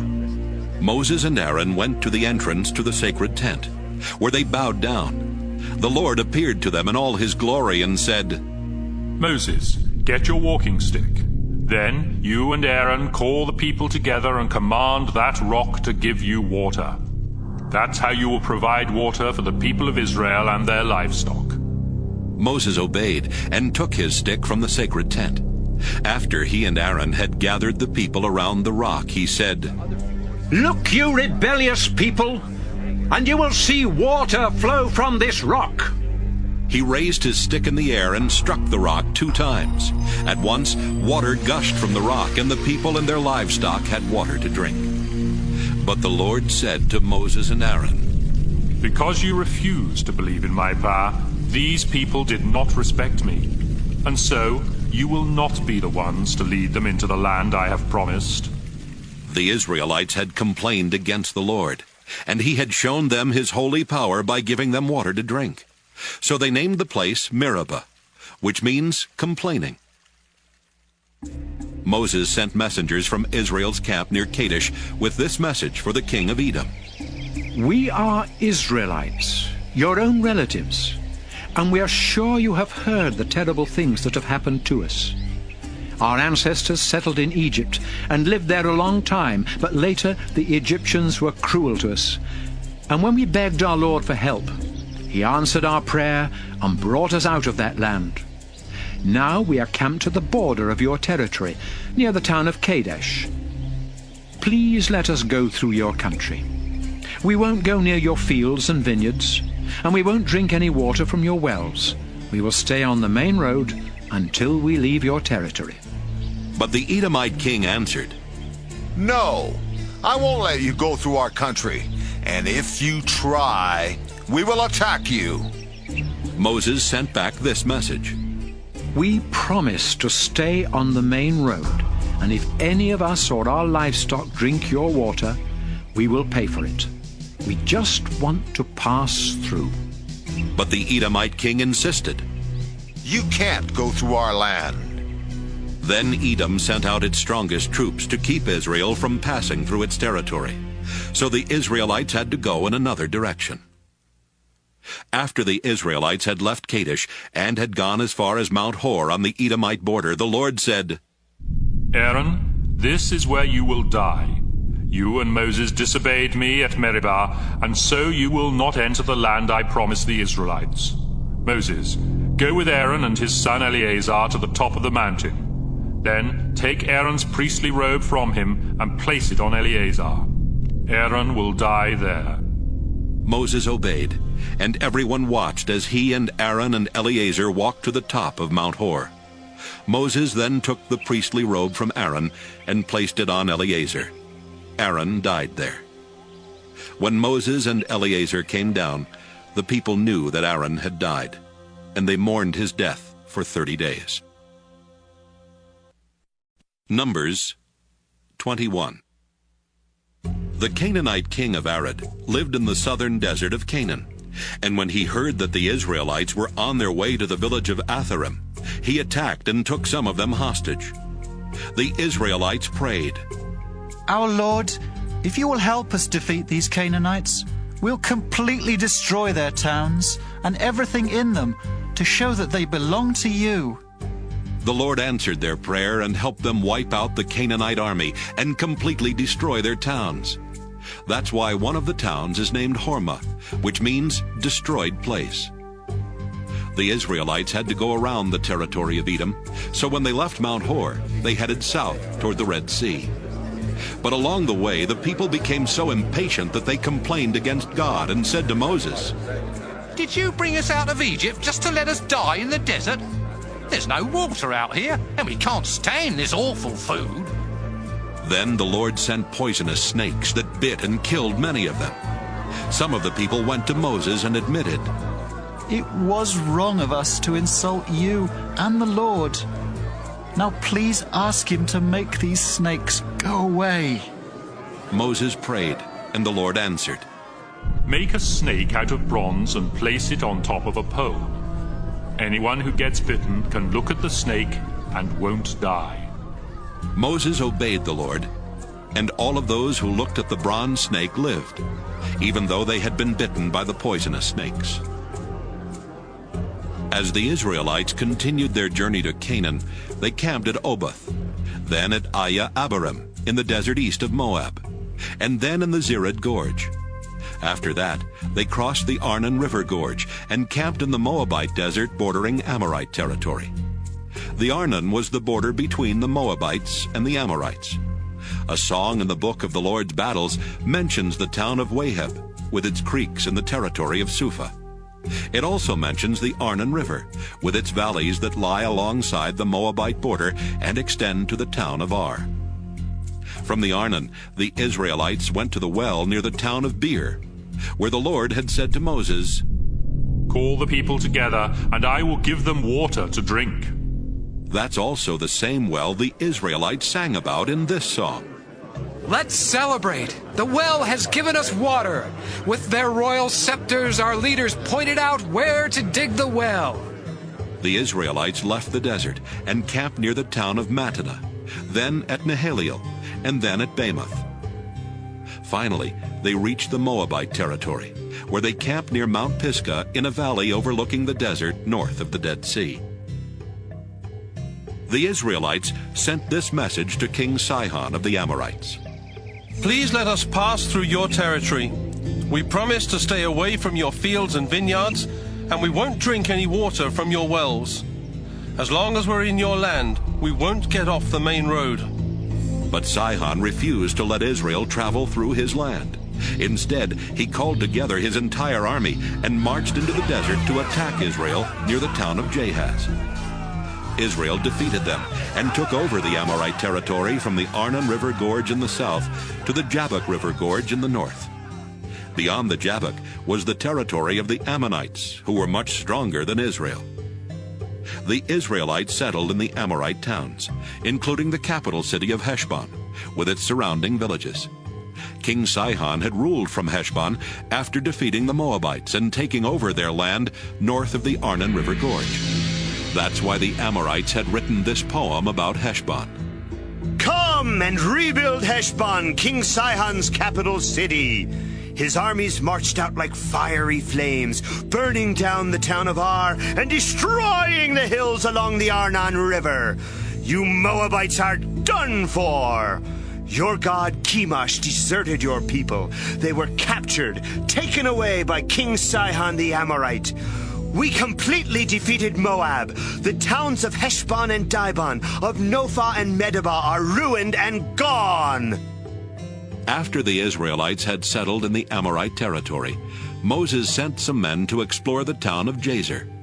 Later, the Israelites captured the villages surrounding it and forced out the Amorites who lived there. The Israelites headed toward the region of Bashan, where King Og ruled, and he led his entire army to Edrei to meet Israel in battle. The Lord said to Moses, "Don't be afraid of Og. I will help you defeat him and his army, just as you did King Sihon, who ruled Heshbon. Og's territory will be yours." So the Israelites wiped out Og, his family, and his entire army. There were no survivors. Then Israel took over the land of Bashan. Numbers 22. Israel moved from there to the hills of Moab, where they camped across the Jordan River from the town of Jericho. When King Balak of Moab and his people heard how many Israelites there were and what they had done to the Amorites, he and the Moabites were terrified and panicked. They said to the Midianite leaders, "That bunch of Israelites will wipe out everything in sight, like a bull eating grass in a field." So King Balak sent a message to Balaam, son of Beor, who lived among his relatives in the town of Pethor, near the Euphrates River. It said, "I need your help. A huge group of people has come here from Egypt and settled near my territory. They are too powerful for us to defeat, so would you come and place a curse on them? Maybe then we can run them off. I know that anyone you bless will be successful, but anyone you curse will fail." The leaders of Moab and Midian left, and took along money to pay Balaam for his work. When they got to his house, they gave him Balak's message. "Spend the night here," Balaam replied, "and tomorrow I will tell you the Lord's answer." So the officials stayed at his house. During the night, God asked Balaam, "Who are these people at your house?" "They are messengers from King Balak of Moab." Balaam answered, "He sent them to ask me to go to Moab and place a curse on the people who have come there from Egypt. They have settled everywhere around him, and he wants to run them off." But God replied, "Don't go with Balak's messengers. I have blessed those people who have come from Egypt, so don't curse them." The next morning, Balaam said to Balak's officials, "Go on back home. The Lord says I cannot go with you." The officials left and told Balak that Balaam refused to come. Then Balak sent a larger group of officials who were even more important than the first ones. They went to Balaam and told him that Balak had said, "Balaam, if you come to Moab, I'll pay you very well and do whatever you ask. Just come and place a curse on these people." Balaam answered, "Even if Balak offered me a palace full of silver or gold, I wouldn't do anything to disobey the Lord my God. You are welcome to spend the night here, just as the others did. I will find out if the Lord has something else to say about this." That night God said, "Balaam, I'll let you go to Moab with Balak's messengers, but do only what I say." So Balaam got up the next morning and saddled his donkey, then left with the Moabite officials. Balaam was riding his donkey to Moab, and 2 of his servants were with him. But God was angry that Balaam had gone, so one of the Lord's angels stood in the road to stop him. When Balaam's donkey saw the angel standing there with a sword, it walked off the road and into an open field. Balaam had to beat the donkey to get it back on the road. Then the angel stood between 2 vineyards in a narrow path with a stone wall on each side. When the donkey saw the angel, it walked so close to one of the walls that Balaam's foot scraped against the wall. Balaam beat the donkey again. The angel moved once more and stood in a spot so narrow that there was no room for the donkey to go around. So it just lay down. Balaam lost his temper, then picked up a stick and smacked the donkey. When that happened, the Lord told the donkey to speak, and it asked Balaam, What have I done to you that made you beat me 3 times? You made me look stupid, Balaam answered. If I had a sword, I'd kill you here and now. But you're my owner, replied the donkey. and you've ridden me many times. Have I ever done anything like this before? No, Balaam admitted. Just then, the Lord let Balaam see the angel standing in the road, holding a sword, and Balaam bowed down. The angel said, You had no right to treat your donkey like that. I was the one who blocked your way, because I don't think you should go to Moab. If your donkey had not seen me and stopped those 3 times, I would have killed you and let the donkey live. Balaam replied, I was wrong. I didn't know you were trying to stop me. If you don't think I should go, I'll return home right now. It's all right for you to go, the Lord's angel answered. But you must say only what I tell you. So Balaam went on with Balak's officials. When Balak heard that Balaam was coming, he went to meet him at the town of which is on the northern border of Moab. Balak asked, Why didn't you come when I invited you the first time? Did you think I wasn't going to pay you? I'm here now, Balaam answered.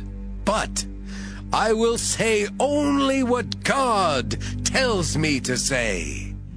They left and went to the town of Kiriath-Huzoth, where Balak sacrificed cattle and sheep and gave some of the meat to Balaam and the officials who were with him.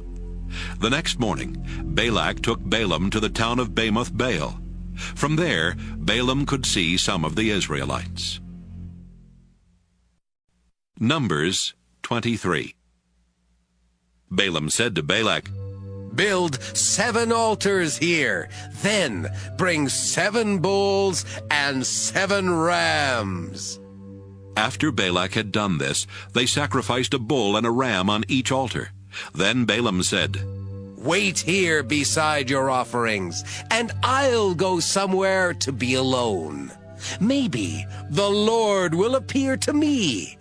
If he does, I will tell you everything he says. And he left.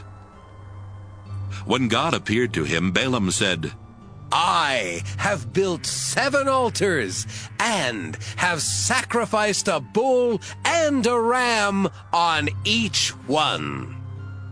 The Lord gave Balaam a message, then sent him back to tell Balak. When Balaam returned, he found Balak and his officials standing beside the offerings. Balaam said, King Balak of Moab brought me from the hills of Syria to curse Israel and announce its doom. But I can't go against God. He did not curse or condemn Israel. From the mountain peaks I look down and see Israel, the obedient people of God. They are living alone in peace.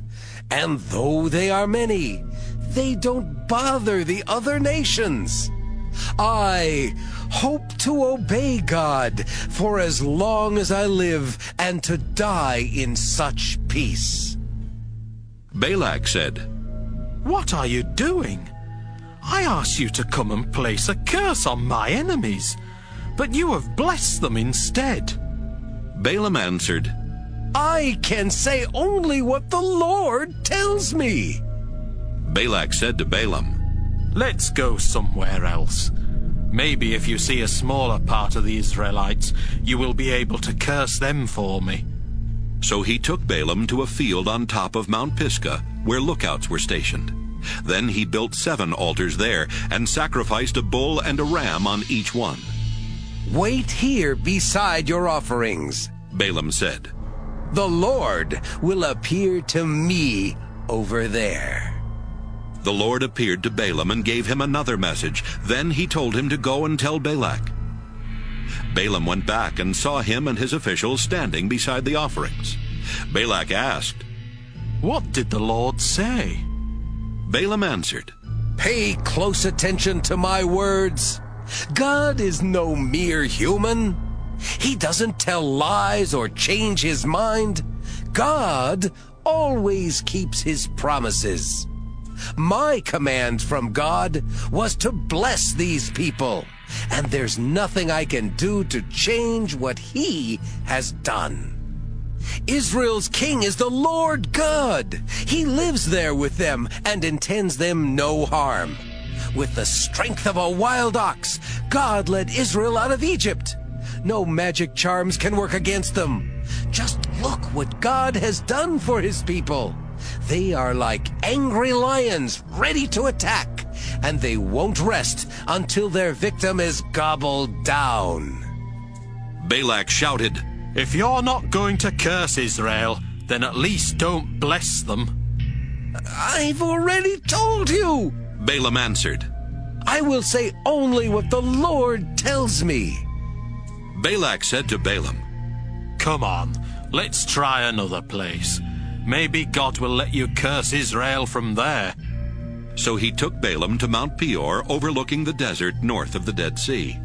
Balaam said, "Build 7 altars here, then bring me 7 bulls and 7 rams." After Balak had done what Balaam asked, he sacrificed a bull and a ram on each altar. Numbers 24.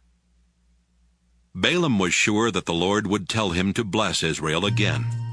So he did not use any magic to find out what the Lord wanted him to do, as he had the first 2 times. Instead, he looked out toward the desert and saw the tribes of Israel camped below. Just then, God's Spirit took control of him, and Balaam said, "I am the son of Beor, and my words are true, so listen to my message. It comes from the Lord, the God all-powerful. I bowed down to him and saw a vision of Israel. People of Israel, your camp is lovely. It's like a grove of palm trees or a garden beside a river. You are like tall aloe trees that the Lord has planted, or like cedars growing near water. You and your descendants will prosper like an orchard beside a stream. Your king will rule with power and be a greater king than Agag the Amalekite. With the strength of a wild ox, God led you out of Egypt. You will defeat your enemies, shooting them with arrows and crushing their bones. Like a lion, you lie down resting after an attack. Who would dare disturb you? Anyone who blesses you will be blessed. Anyone who curses you will be cursed." When Balak heard this, he was so furious that he pounded his fist against his hand and said, "I called you here to place a curse on my enemies, and you've blessed them 3 times. Leave now and go home. I told you I would pay you well, but since the Lord didn't let you do what I asked, you won't be paid." Balaam answered, "I told your messengers that even if you offered me a palace full of silver or gold, I would still obey the Lord. And I explained that I would say only what he told me. So I'm going back home. But I'm leaving you with a warning about what the Israelites will someday do to your nation." Balaam said, "I am the son of Beor, and my words are true, so listen to my message. My knowledge comes from God Most High, the Lord all-powerful. I bowed down to him and saw a vision of Israel. What I saw in my vision hasn't happened yet, but someday a king of Israel will appear like a star. He will wipe out you Moabites and destroy those tribes who live in the desert. Israel will conquer Edom and capture the land of that enemy nation. The king of Israel will rule and destroy the survivors of every town there. And I saw this vision about the Amalekites. Their nation is now great, but it will someday disappear forever. And this is what I saw about the Kenites. They think they're safe living among the rocks, but they will be wiped out when Assyria conquers them. No one can survive if God plans destruction. Ships will come from Cyprus, bringing people who will invade the lands of Assyria and Eber. But finally, Cyprus itself will be ruined. After Balaam finished, he started home, and Balak also left. Numbers 25. While the Israelites were camped at Acacia, some of the men had sex with Moabite women. These women then invited the men to ceremonies where sacrifices were offered to their gods. The men ate the meat from the sacrifices and worshipped the Moabite gods. The Lord was angry with Israel because they had worshipped the god Baal Peor. So he said to Moses, "Take the Israelite leaders who are responsible for this and have them killed in front of my sacred tent where everyone can see. Maybe then I will stop being angry with the Israelites." Moses told Israel's officials, "Each of you must put to death any of your men who worshipped Baal." Later, Moses and the people were at the sacred tent crying when one of the Israelite men brought a Midianite woman to meet his family. Phinehas, the grandson of Aaron the priest, saw the couple and left the crowd. He found a spear and followed the man into his tent, where he ran the spear through the man and into the woman's stomach. The Lord immediately stopped punishing Israel with a deadly disease, but 24,000 Israelites had already died. The Lord said to Moses, "In my anger I would have wiped out the Israelites if Phinehas had not been faithful to me. But instead of punishing them, I forgave them. So, because of the loyalty that Phinehas showed, I solemnly promise that he and his descendants will always be my priests." The Israelite man that was killed was Zimri, son of Salu, who was one of the leaders of the Simeon tribe. And the Midianite woman killed with him was Cosbi, the daughter of a Midianite clan leader named Zur.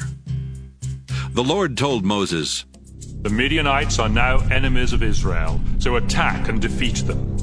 They tricked the people of Israel into worshipping their god at Peor, and they are responsible for the death of Cosbi, the daughter of one of their own leaders." Numbers 26.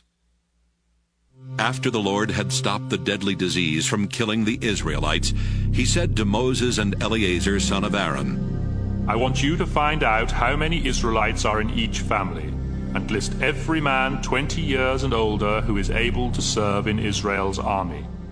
Israel was now camped in the hills of Moab across the Jordan River from the town of Jericho. Moses and Eleazar told them what the Lord had said about counting the men 20 years and older, just as Moses and their ancestors had done when they left Egypt. There were 43,730 men from the tribe of Reuben, the oldest son of Jacob. These men were from the clans of Hanok, Palu, Hezron, and Carmi. Palu was the father of Eliab, and the grandfather of Nemuel, Dathan, and Abiram. These are the same Dathan and Abiram who had been chosen by the people, but who followed Korah and rebelled against Moses, Aaron, and the Lord. That's when the Lord made the earth open up and swallow Dathan, Abiram, and Korah. At the same time, fire destroyed 250 men as a warning to the other Israelites. But the Korahite clan wasn't destroyed. There were 22,200 men from the tribe of Simeon. They were from the clans of Nemuel, Jamin, Jachin, Zerah, and Shaul. There were 40,500 men from the tribe of Gad. They were from the clans of Zephon, Haggi, Shunai, Ozni, Eri, Arad, and Areli. There were 76,500 men from the tribe of Judah. They were from the clans of Shelah, Perez, Zerah, Hezron, and Hamel. Judah's sons and Onan had died in Canaan. There were 64,300 men from the tribe of Issachar. They were from the clans of Tola, Puvah, Jashub, and Shimron. There were 60,500 men from the tribe of Zebulun. They were from the clans of Sirad, Elon, and Jaleel. There were 52,700 men from the tribe of Manasseh, son of Joseph. They were from the clan of Machir, the clan of Gilead his son, and the clans of his 6 grandsons, Iezer, Helek, Azriel, Shechem, Shemida, and Hepher. Zelophehad, son of Hepher, had no sons, but he had 5 daughters, Mahlah, Noah, Hoglah, Milcah, and Tirzah. There were 32,500 men from the tribe of Ephraim, son of Joseph. They were from the clans of Shuthelah, Becher, Tahan, and Iram the son of Shuthelah. There were 45,600 men from the tribe of Benjamin. They were from the clans of Bela, Ashbel, Ahiram, Shephupham, Hupham, as well as from Ard and Naaman, the 2 sons of Bela. There were 64,400 men from the tribe of Dan. They were all from the clan of Shuham. There were 53,400 men from the tribe of Asher. They were from the clans of Imnah, Ishvi, and Beriah, and from the 2 clans of Heber and Malkiel, the sons of Beriah. Asher's daughter was Sirah. There were 45,400 men from the tribe of Naphtali. They were from the clans of Jaziel, Guni, Jezer, and Shillem. The total number of Israelite men listed was 601,730. The Lord said to Moses, "Divide the land of Canaan among these tribes according to the number of people in each one. So the larger tribes have more land than the smaller ones. I will show you what land to give each tribe, and they will receive as much land as they need according to the number of people in it." The tribe of Levi included the clans of the Gershonites, Kohathites, Merarites, as well as the clans of Libni, Hebron, Malai, Mushi, and Korah. Kohath the Levite was the father of Amram, the husband of Levi's daughter Jochebed, who was born in Egypt. Amram and Jochebed's 3 children were Aaron, Moses, and Miriam.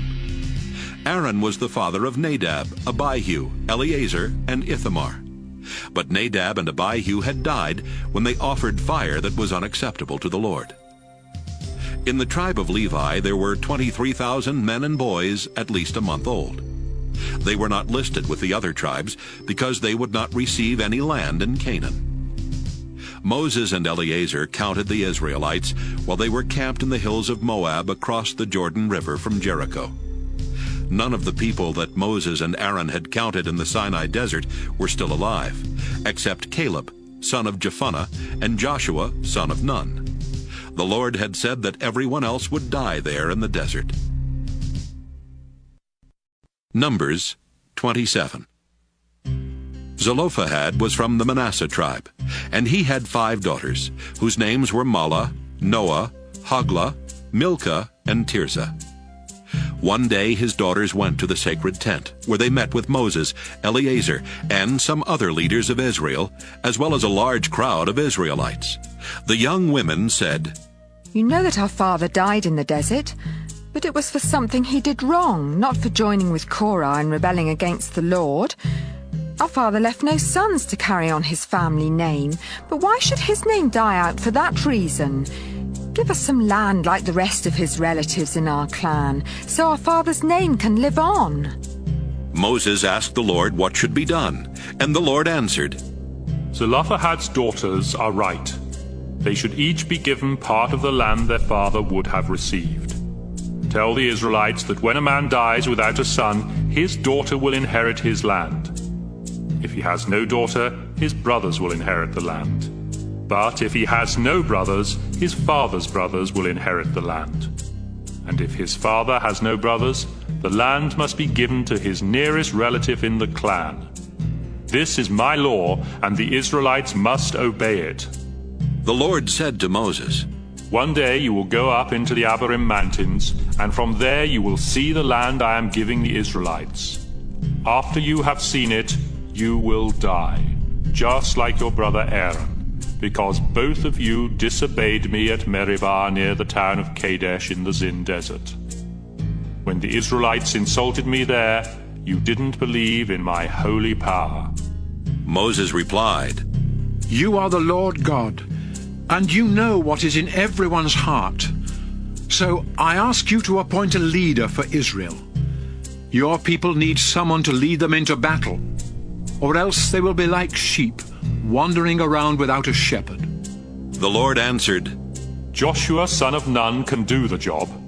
Place your hands on him to show that he is the one to take your place. Then go with him and have him stand in front of Eleazar the priest and the Israelites.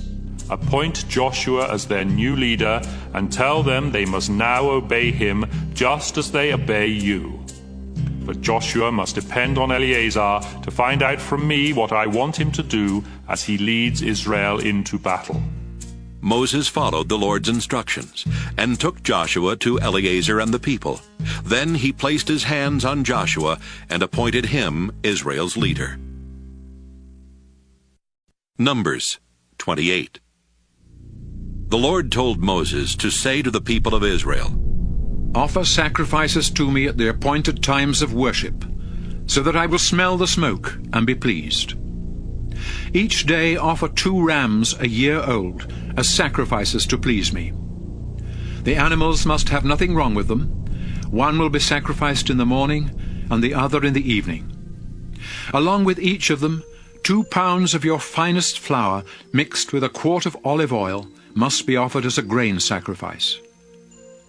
This sacrifice to please me was first offered on Mount Sinai. Finally, along with each of these 2 sacrifices, a quart of wine must be poured on the altar as a drink offering. The second ram will be sacrificed that evening, along with the other offerings, just like the one sacrificed that morning. The smell of the smoke from these sacrifices will please me. On the Sabbath, in addition to the regular daily sacrifices, you must sacrifice 2 rams a year old to please me. These rams must have nothing wrong with them, and they will be sacrificed with a drink offering and 4 pounds of your finest flour mixed with olive oil. On the first day of each month, bring to the altar 2 bulls, 1 full-grown ram, and 7 rams a year old that have nothing wrong with them. Then offer these as sacrifices to please me. 6 pounds of your finest flour mixed with olive oil must be offered with each bull as a grain sacrifice. 4 pounds of flour mixed with oil must be offered with the ram, and 2 pounds of flour mixed with oil must be offered with each of the young rams. The smell of the smoke from these sacrifices will please me. Offer 2 quarts of wine as a drink offering with each bull, 1.5 quarts with the ram, and 1 quart with each of the young rams. Finally, you must offer a goat as a sacrifice for sin. These sacrifices are to be offered on the first day of each month, in addition to the regular daily sacrifices. Celebrate Passover in honor of me on the 14th day of the first month of each year. The following day will begin the festival of thin bread, which will last for a week. During this time you must honor me by eating bread made without yeast. On the first day of this festival, you must rest from your work and come together for worship. Bring to the altar 2 bulls, 1 full-grown ram, and 7 rams a year old that have nothing wrong with them, and then offer these as sacrifices to please me. 6 pounds of your finest flour mixed with olive oil must be offered with each bull as a grain sacrifice. 4 pounds of flour mixed with oil must be offered with the ram, and 2 pounds of flour mixed with oil must be offered with each of the young rams. Also offer a goat as a sacrifice for the sins of the people. All of these are to be offered in addition to the regular daily sacrifices, and the smoke from them will please me.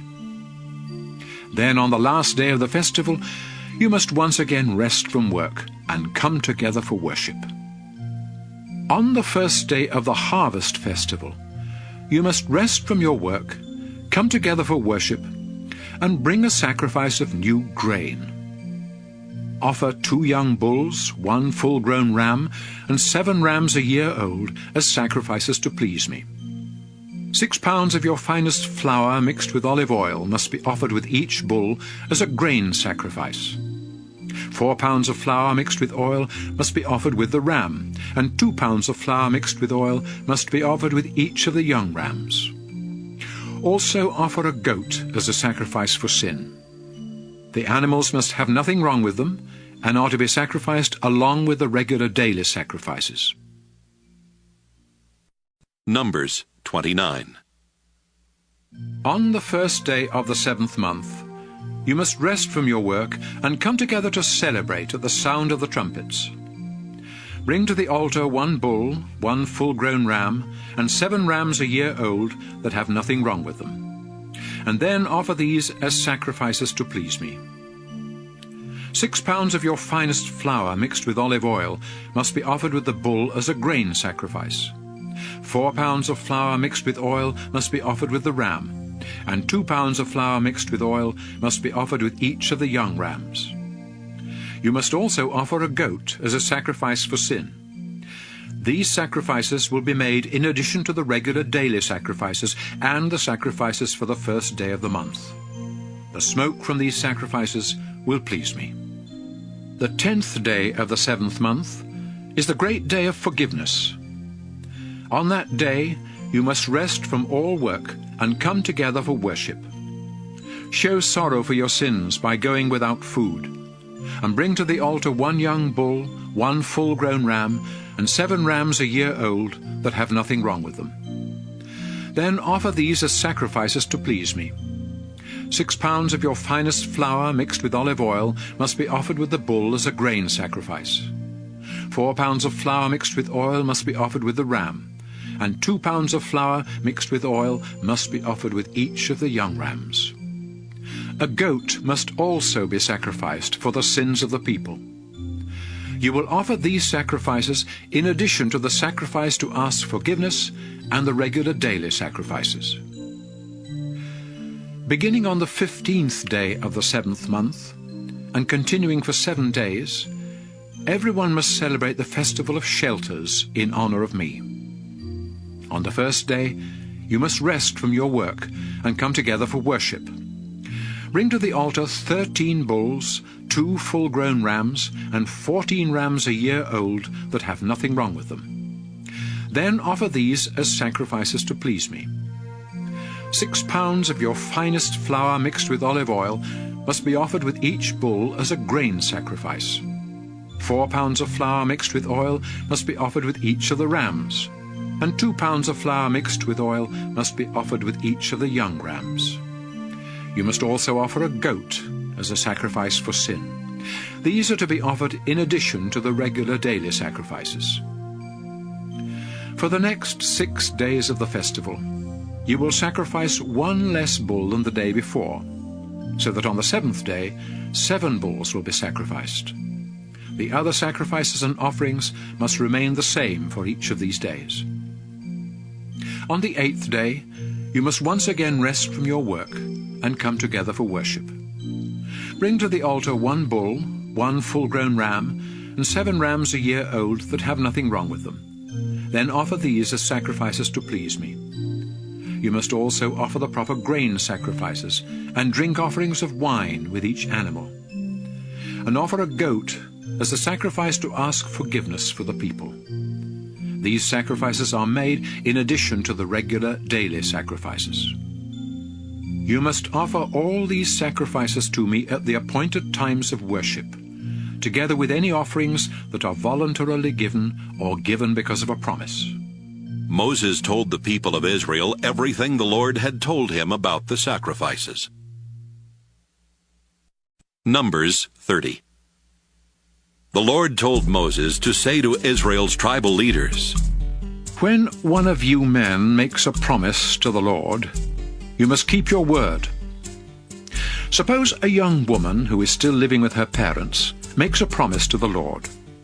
If her father hears about it and says nothing, she must keep her promise. But if he hears about it and objects, then she no longer has to keep her promise. The Lord will forgive her, because her father did not agree with the promise." Suppose a woman makes a promise to the Lord and then gets married. If her husband later hears about the promise, but says nothing, she must do what she said, whether she meant it or not. But if her husband hears about the promise and objects, she no longer has to keep it, and the Lord will forgive her. Widows and divorced women must keep every promise they make to the Lord. Suppose a married woman makes a promise to the Lord. If her husband hears about the promise and says nothing, she must do what she said. But if he hears about the promise and does object, she no longer has to keep it. The Lord will forgive her, because her husband would not allow her to keep the promise. Her husband has the final say about any promises she makes to the Lord. If her husband hears about a promise and says nothing about it for a whole day, she must do what she said. Since he did not object, the promise must be kept. But if he waits until the next day to stop her from keeping her promise, he is the one who must be punished. These are the laws that the Lord gave Moses about husbands and wives, and about young daughters who still live at home. Numbers 31. The Lord said to Moses, Before you die, make sure that the Midianites are punished for what they did to Israel. Then Moses told the people, The Lord wants to punish the Midianites. So have our men prepare for battle. Each tribe will send 1,000 men to fight. 12,000 men were picked from the tribes of Israel, and after they were prepared for battle, Moses sent them off to war. Phinehas, son of Eleazar, went with them, and took along some things from the sacred tent, and the trumpets for sounding the battle signal. The Israelites fought against the Midianites just as the Lord had commanded Moses. They killed all the men, including Balaam, son of Beor, and the 5 Midianite kings, Evi, Rechem, Zur, Hur, and Reba. The Israelites captured every woman and child, then led away the Midianites' cattle and sheep, and took everything else that belonged to them. They also burned down the Midianite towns and villages. Israel's soldiers gathered together everything they had taken from the Midianites, including the captives and the animals. Then they returned to their own camp in the hills of Moab, across the Jordan River from Jericho, where Moses, Eleazar, and the other Israelite leaders met the troops outside camp. Moses became angry with the army commanders and said, I can't believe you let the women live. They are the ones who followed Balaam's advice and invited our people to worship the god Baal Peor. That's why the Lord punished us by killing so many of our people. You must put to death every boy and all the women who have ever had sex. But do not kill the young women who have never had sex. You may keep them for yourselves. Then Moses said to the soldiers, If you killed anyone or touched a dead body, you are unclean and have to stay outside the camp for 7 days. On the 3rd and 7th days, you must go through a ceremony to make yourselves and your captives clean. Then wash your clothes and anything made from animal skin, goat's hair, or wood. Eleazar then explained, If you need to purify something that won't burn, such as gold, silver, bronze, iron, tin, or lead, you must first place it in a hot fire. After you take it out, sprinkle it with the water that purifies. Everything else should only be sprinkled with the water. Do all of this just as the Lord commanded Moses. Wash your clothes on the 7th day, and after that you will be clean and may return to the camp.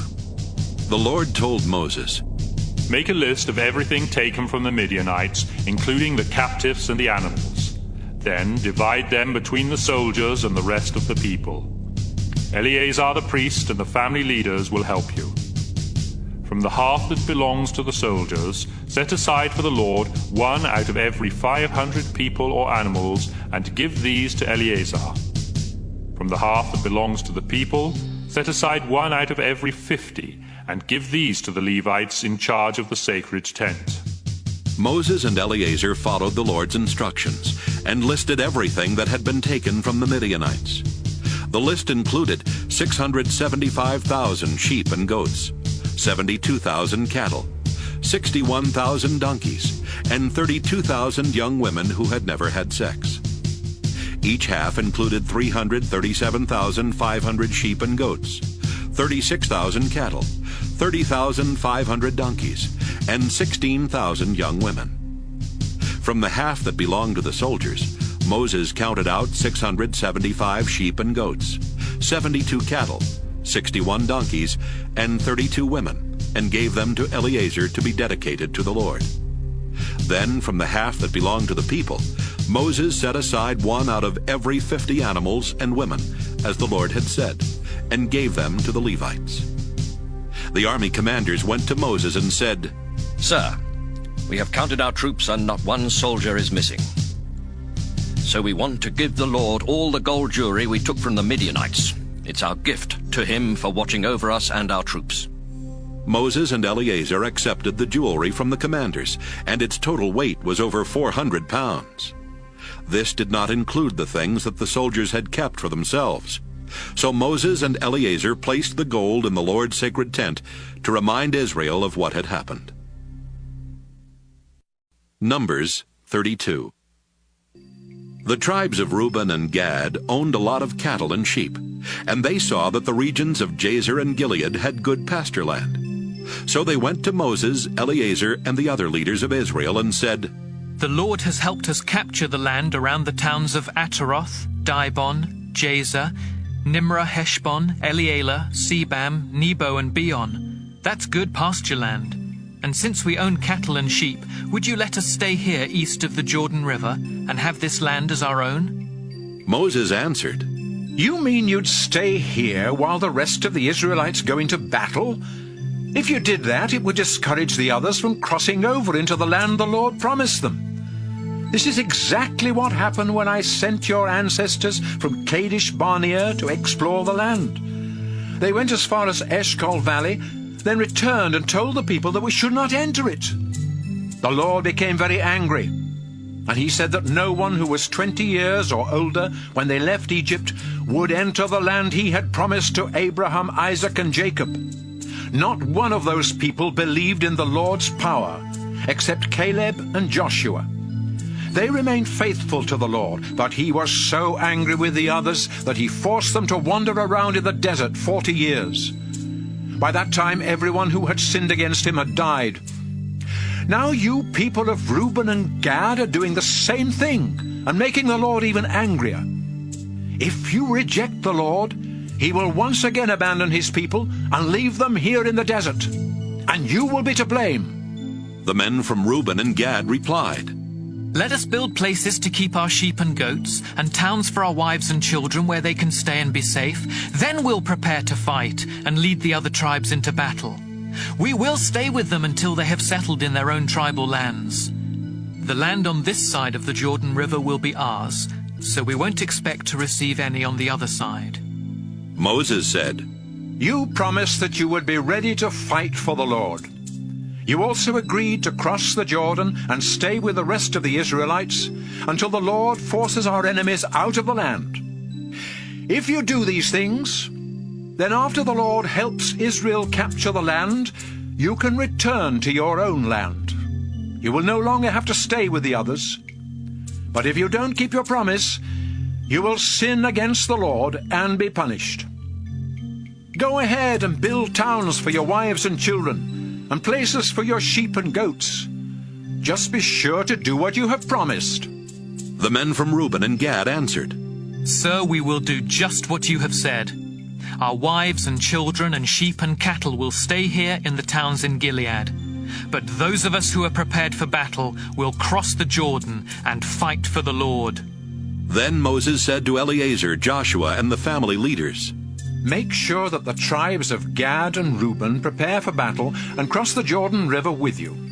If they do, then after the land is in your control, give them the region of Gilead as their tribal land. But if they break their promise, they will receive land on the other side of the Jordan, like the rest of the tribes." The tribes of Gad and Reuben replied, "We are your servants and will do whatever the Lord has commanded. We will cross the Jordan River ready to fight for the Lord in Canaan. But the land we will inherit as our own will be on this side of the river." So Moses gave the tribes of Gad, Reuben, and half of Manasseh the territory and towns that King Sihon the Amorite had ruled, as well as the territory and towns that King Og of Bashan had ruled.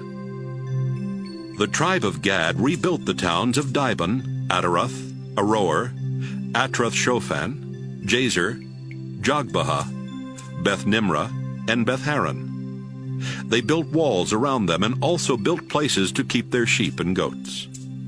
The tribe of Reuben rebuilt Heshbon, Elealeh, Kiriathaim, Sibmah, as well as the towns that used to be known as Nebo and Baal-meon. They renamed all those places.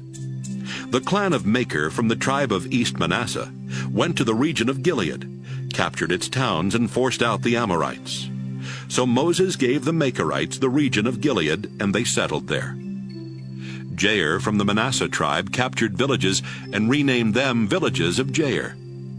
Nobah captured the town of Kenath with its villages and renamed it Nobah. Numbers 33. As Israel traveled from Egypt under the command of Moses and Aaron, Moses kept a list of the places they camped, just as the Lord had instructed. Here is the record of their journey. Israel left the Egyptian city of Ramesses on the 15th day of the first month. This was the day after the Lord had punished Egypt's gods by killing the firstborn sons in every Egyptian family. So while the Egyptians were burying the bodies, they watched the Israelites proudly leave their country. After the Israelites left Ramesses, they camped at Succoth, and from there they moved their camp to Etham on the edge of the desert. Then they turned back toward Pi-hahiroth, east of Baal-zephon, and camped near Migdol. They left Pi-hahiroth, crossed the Red Sea, then walked 3 days into the Etham desert and camped at Marah. Next, they camped at Elim, where there were 12 springs of water and 70 palm trees. They left Elim and camped near the Red Sea, then turned east and camped along the western edge of the Sinai desert. From there, they went to Dophkah, Alush, and Rephidim, where they had no water. They left Rephidim and finally reached the Sinai desert.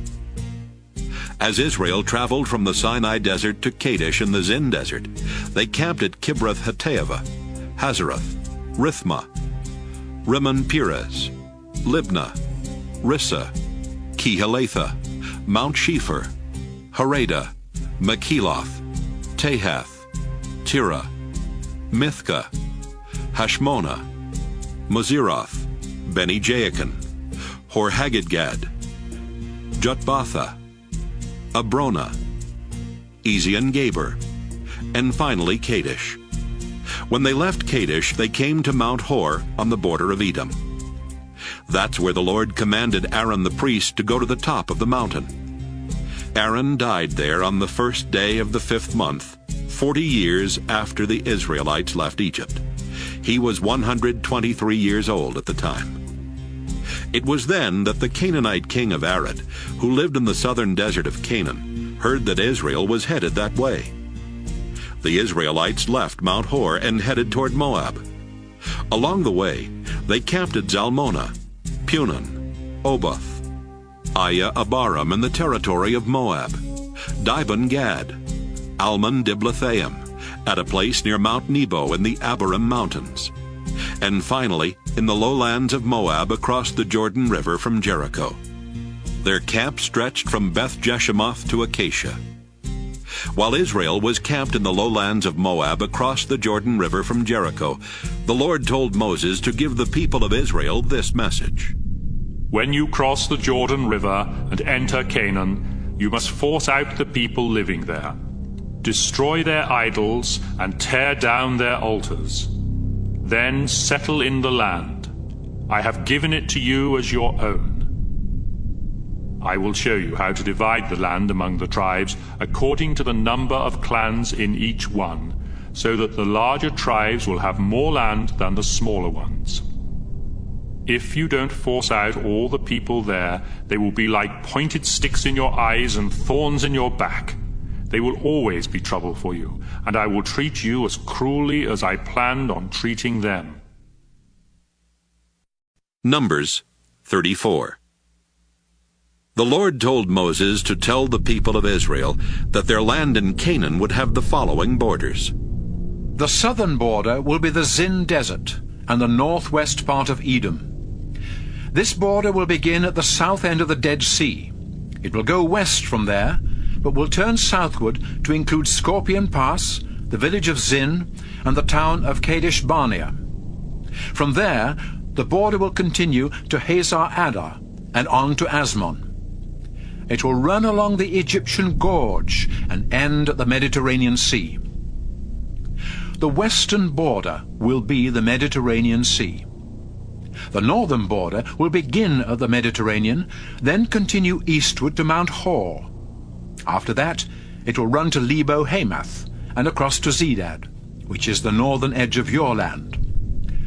From Zedad, the border will continue east to Ziphron and end at Hazar Enan. The eastern border will begin at Hazar Enan in the north, then run south to Shepham, and on down to Riblah on the east side of Ain.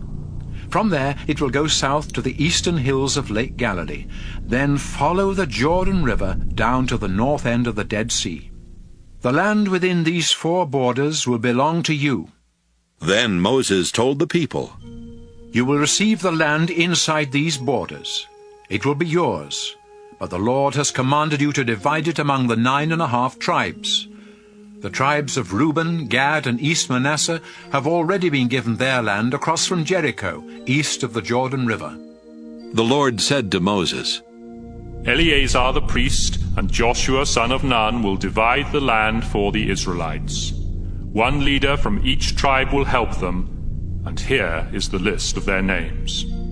Caleb son of Jephunneh from Judah, Shemuel son of Ammihud from Simeon, Elidad son of Chislon from Benjamin, Buckai son of Joglai from Dan, Hanael son of Ephod from Manasseh, Kemuel son of Shiftan from Ephraim, Elizaphan son of Parnak from Zebulun, Paltiel son of Azan from Issachar, Ahiud son of Shalomai from Asher, and Pedahel son of Ammihud from Naphtali.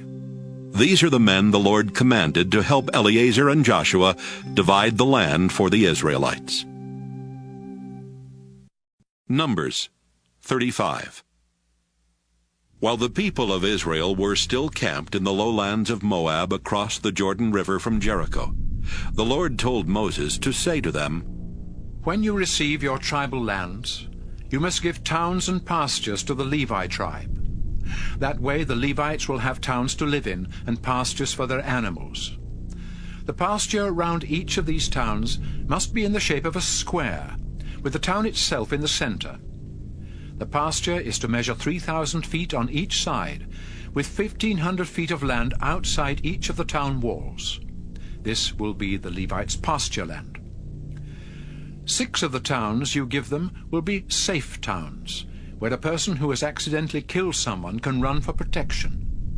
But you will also give the Levites 42 other towns, so they will have a total of 48 towns with their surrounding pastures. Since the towns for the Levites must come from Israel's own tribal lands, the larger tribes will give more towns than the smaller ones. The Lord then told Moses to tell the people of Israel, After you have crossed the Jordan River and are settled in Canaan, choose safe towns where a person who has accidentally killed someone can run for protection. If the victim's relatives think it was murder, they might try to take revenge. Anyone accused of murder can run to one of these safe towns for protection and not be killed before a trial is held.